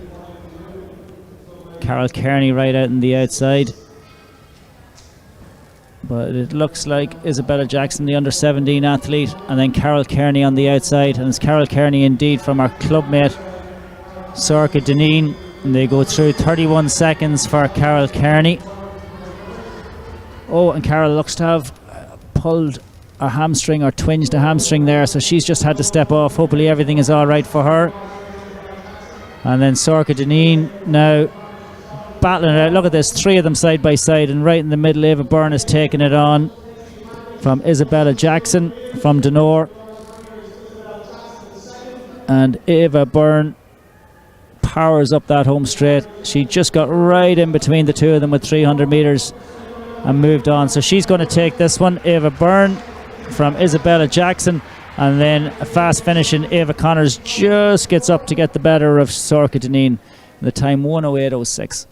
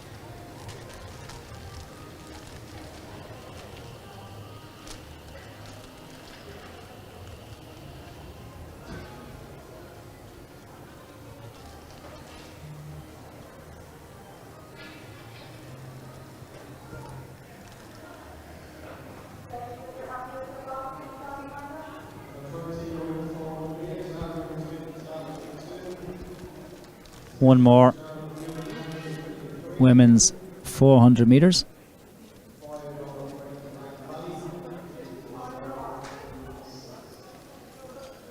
We've Zara Newman-Smith from Celbridge in 2. In 3, Saoirse Fitzgerald, our national junior 800 metre champion, who won that the weekend in 2:11. Then we've Laura Frey from Lagan Valley out in 5, and in 6 we have Charlotte Burke from Dundrum, South Dublin. So away we go. So Saoirse Fitzgerald has such a range. She's a fantastic high jumper, fantastic cross-country runner, fantastic 800 metre runner. And now let's see what she can do over 400 metres, and she's only under 17. So she is going to come into the home straight with Laura Frey outside her from Lagan Valley. And it's Laura Frey who just has the better at 27 seconds through the first 200. Saoirse Fitzgerald, we definitely know she has the stamina, but has she the speed to take on Laura Frey down that back straight? Laura Frey has a 57 400 metres, but now Saoirse Fitzgerald takes it on. Laura Frey, can she respond? 342. And now Saoirse Fitzgerald just begins to open up that gap. Laura Frey has responded pretty well to that. The gap hasn't really increased, but Saoirse Fitzgerald is going to take this one, and she is going to take it in 57.77. Laura Frey second. And then we have Celbridge's Zara Newman-Smith in 3rd, followed home by Charlotte Burke from Dundrum, South Dublin.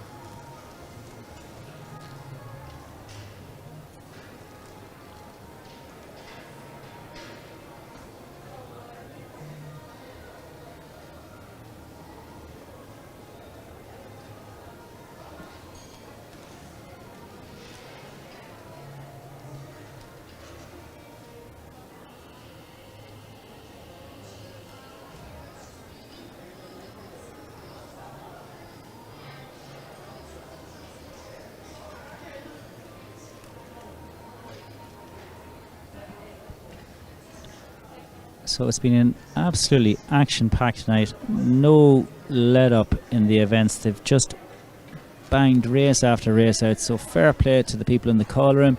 Fair play to the starters. Fair play to everyone involved here in keeping this going. We're down to our final events of the night. We're scheduled to have 5 men's 400 metres here. So super night. Hope you've all enjoyed the live stream here. Great to have these live streams at these events all the way from every juvenile race. Everybody at home gets to see all of their athletes from their clubs compete all the way through to these top quality senior races, which gives the juveniles that come and attend here the opportunity to see what it's like at the very highest level in Irish athletics.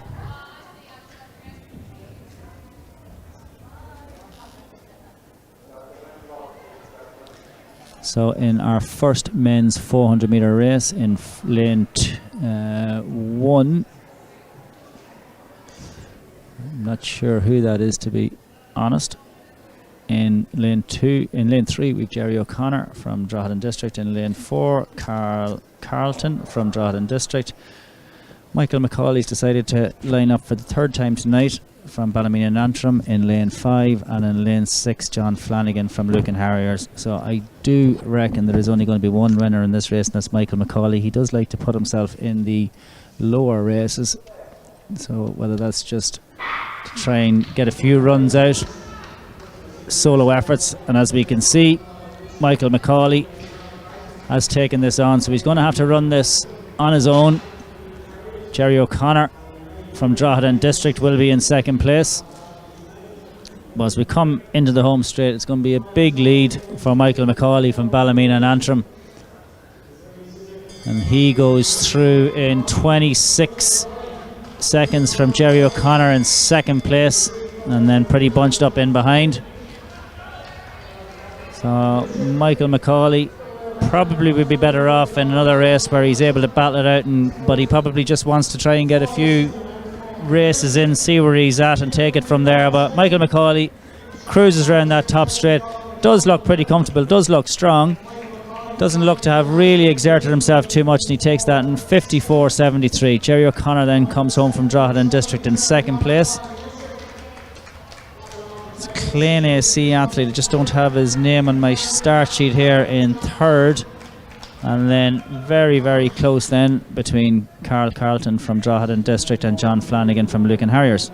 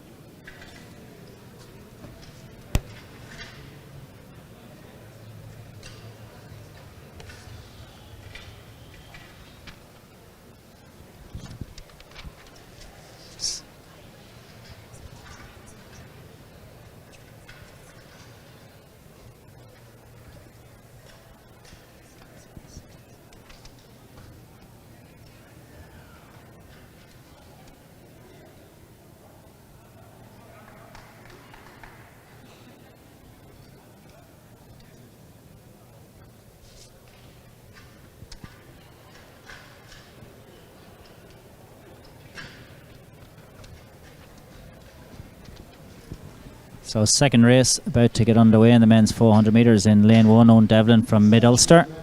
In lane 2, Ronan Gately from Dundrum South Dublin, who is organising, Dundrum South Dublin organising a track and field meet in their new track on the 18th of June. So Ronan, one of the main organisers of that. In lane 3, Paul Stewart from Drogheda District. In lane 5, David Rockfather Murphy. And in lane 6, James English, Drogheda District.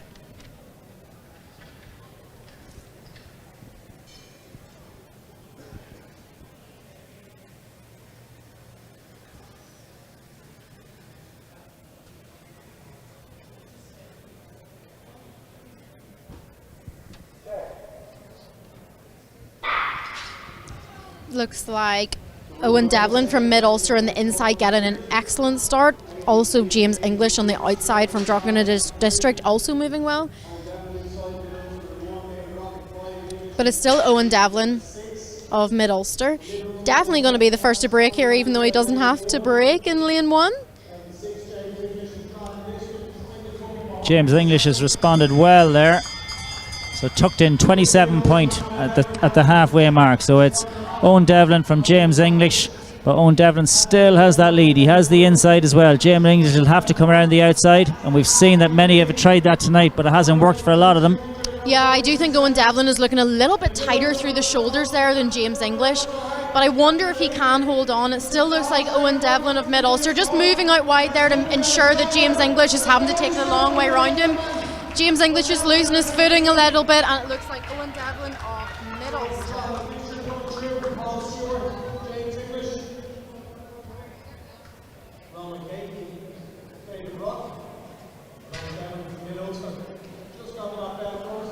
.56.40 the time there for Owen Devlin.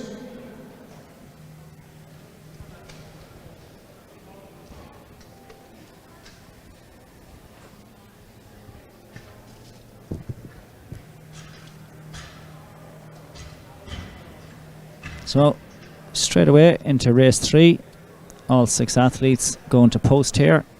In lane 1, Paul Morgan from Metro St Bridget's. In lane 2, Jesse Waters from Kilkenny City Harriers. Lane 3, just see who that is because it's not what's down on the list. We'll come back to that. In lane 4, we have Dylan Heffernan from Clane. In lane 5, Max Singleton from Bray Runners. And in lane 6, Oisin Mullally from Lucan Harriers.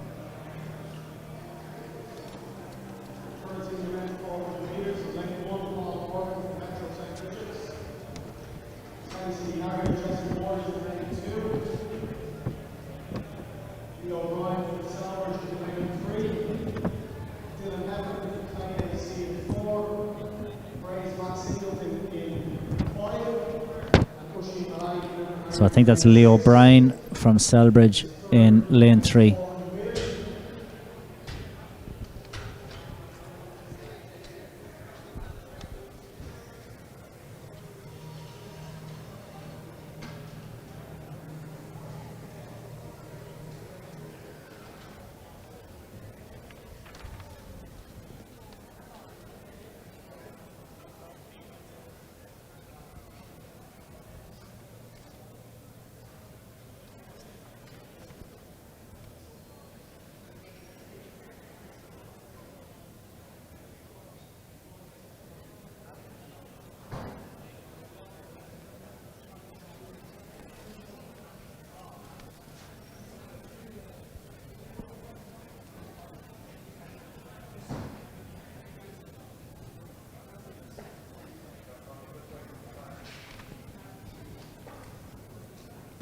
So Katie, pretty good final race coming up. This is the third of 5, but in the final race, Jacob Hamilton's one to watch, I think, going forward, isn't he? So it'll be interesting to see how he goes tonight.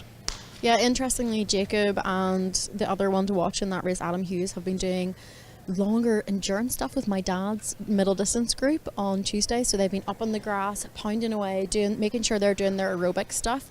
So I'd really be looking that Adam Hughes will get out hard, but let's watch Jacob Hamilton in those last 100 metres. I reckon he's going to fly home. And then Jamie Pender is always one to watch from St Albans. We saw him in the 60, but he's a 400 metre specialist. But anyway, we're underway here in race 3, and it does look as though it's Leo O'Brien from Selbridge in lane 3. Oh, and it looks as though Jesse Waters is pulled up injured here, so hopefully he's alright as well. But it is Leo O'Brien, and then right on the outside we have Oisin Mullally from Lucan Harriers, and the two of them 25 point, and it's a battle. They're tried. Yeah, real battle to get to the front there, but the Selbridge athlete just holding on, and unfortunately maybe the Lucan Harrier using up too much energy to fight his way to the front. Now Max Singleton makes his move from Bray Runners. Excellent move from Max Singleton there. So he just got a free run. He just didn't get mixed up on that as they went round that bottom bend after the lap. But look at this for a response from Leo O'Brien. Oh, 54-55. I wasn't expecting that. I thought Max had taken control of that. I think that just goes to show that, you know, knowing your own pace and sometimes pushing a little bit too early will just really use up those energy systems so quickly. So excellent finish from the Selbridge athlete. He really just played that one really well.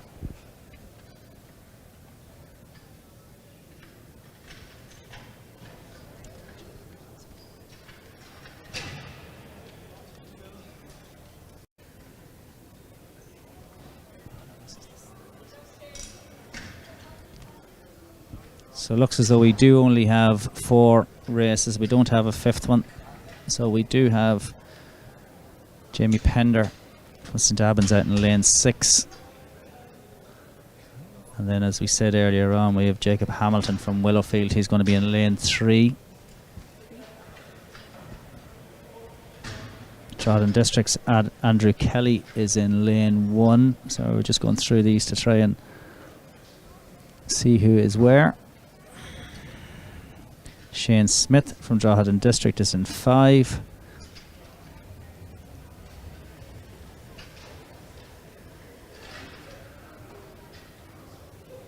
And then James Holden from Dundrum South Dublin is in lane 4.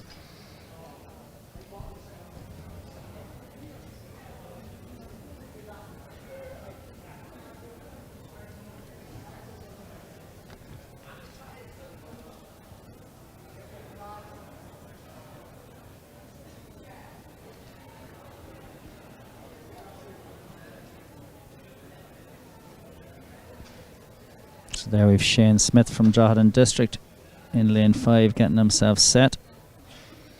PB of around 52 seconds. On the inside is his clubmate Andrew Kelly from Drogheda District. And this is an athlete to watch here, Jacob Hamilton. I think the idea is that he'll eventually be an 800 metre runner, so he's doing the endurance of that with Mark, and then he's doing a lot of sprint and strength stuff with Adam McMullen, I believe, is he? Yeah, so Jake is currently doing a big mixture of training. He is really trying to develop his sprint side of things. I think my dad thinks he's going to be an excellent 800 metre runner, but whether Jacob himself wants to go that way, I'm not sure. But yes, he's been up on the grass on Tuesday nights with my dad's training group, really working on his aerobic fitness, and certainly he can keep up. Like, he has no issues. So interesting to see here how Jamie Pender gets on.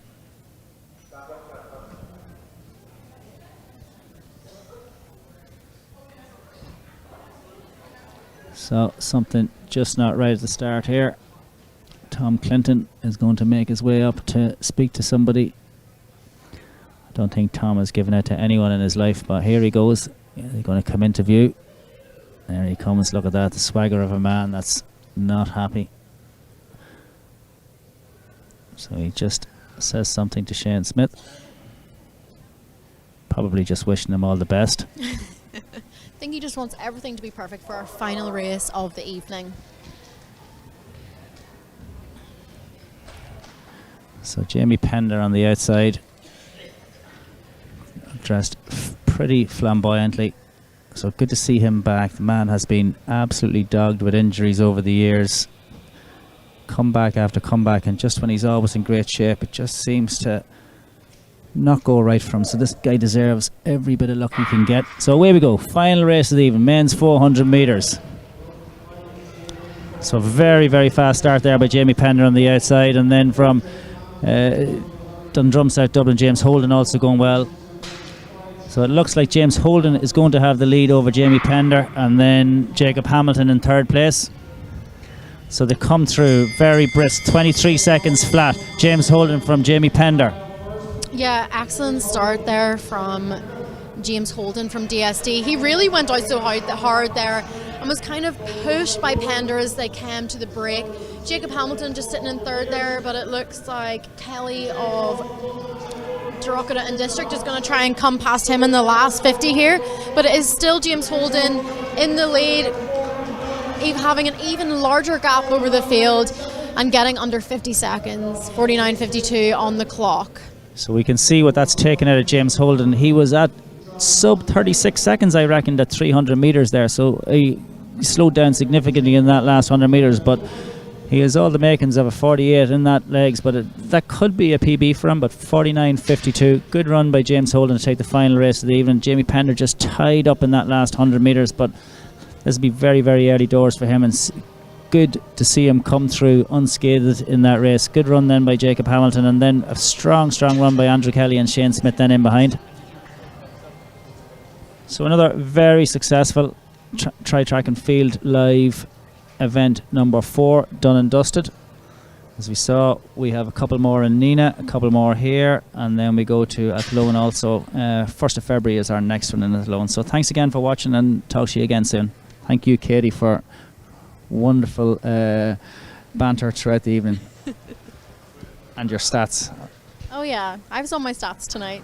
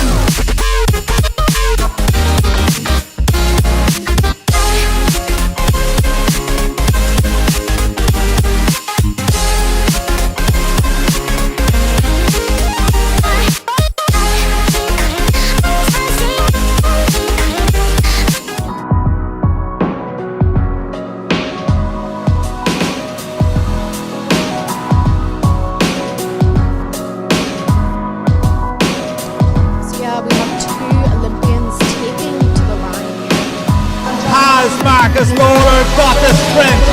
Has Mark English got the speed? Marcus Lawler's picking for home, but here comes on the outside is Mark English. Mark English coming up on the outside, he takes Lawler. 47-21. We've got Michelle Finn starting to move around Mary. She said it's time to go. She doesn't want to make it the last lap burn up. He's on the run up. 490. This is an attempt, the highest height ever jumped in the stadium. And it's a no-go. This is the pop-up main event. €1,000 on the line on this race. That's what it's about. Griggs, Cosgrave and Griggs. Oh my God, Griggs is coming back at him. But Cosgrave moves out. The master knows what he's doing. 3:56.27. The 17-year-old has run sub 3:57 for the mile here at the NIH Day.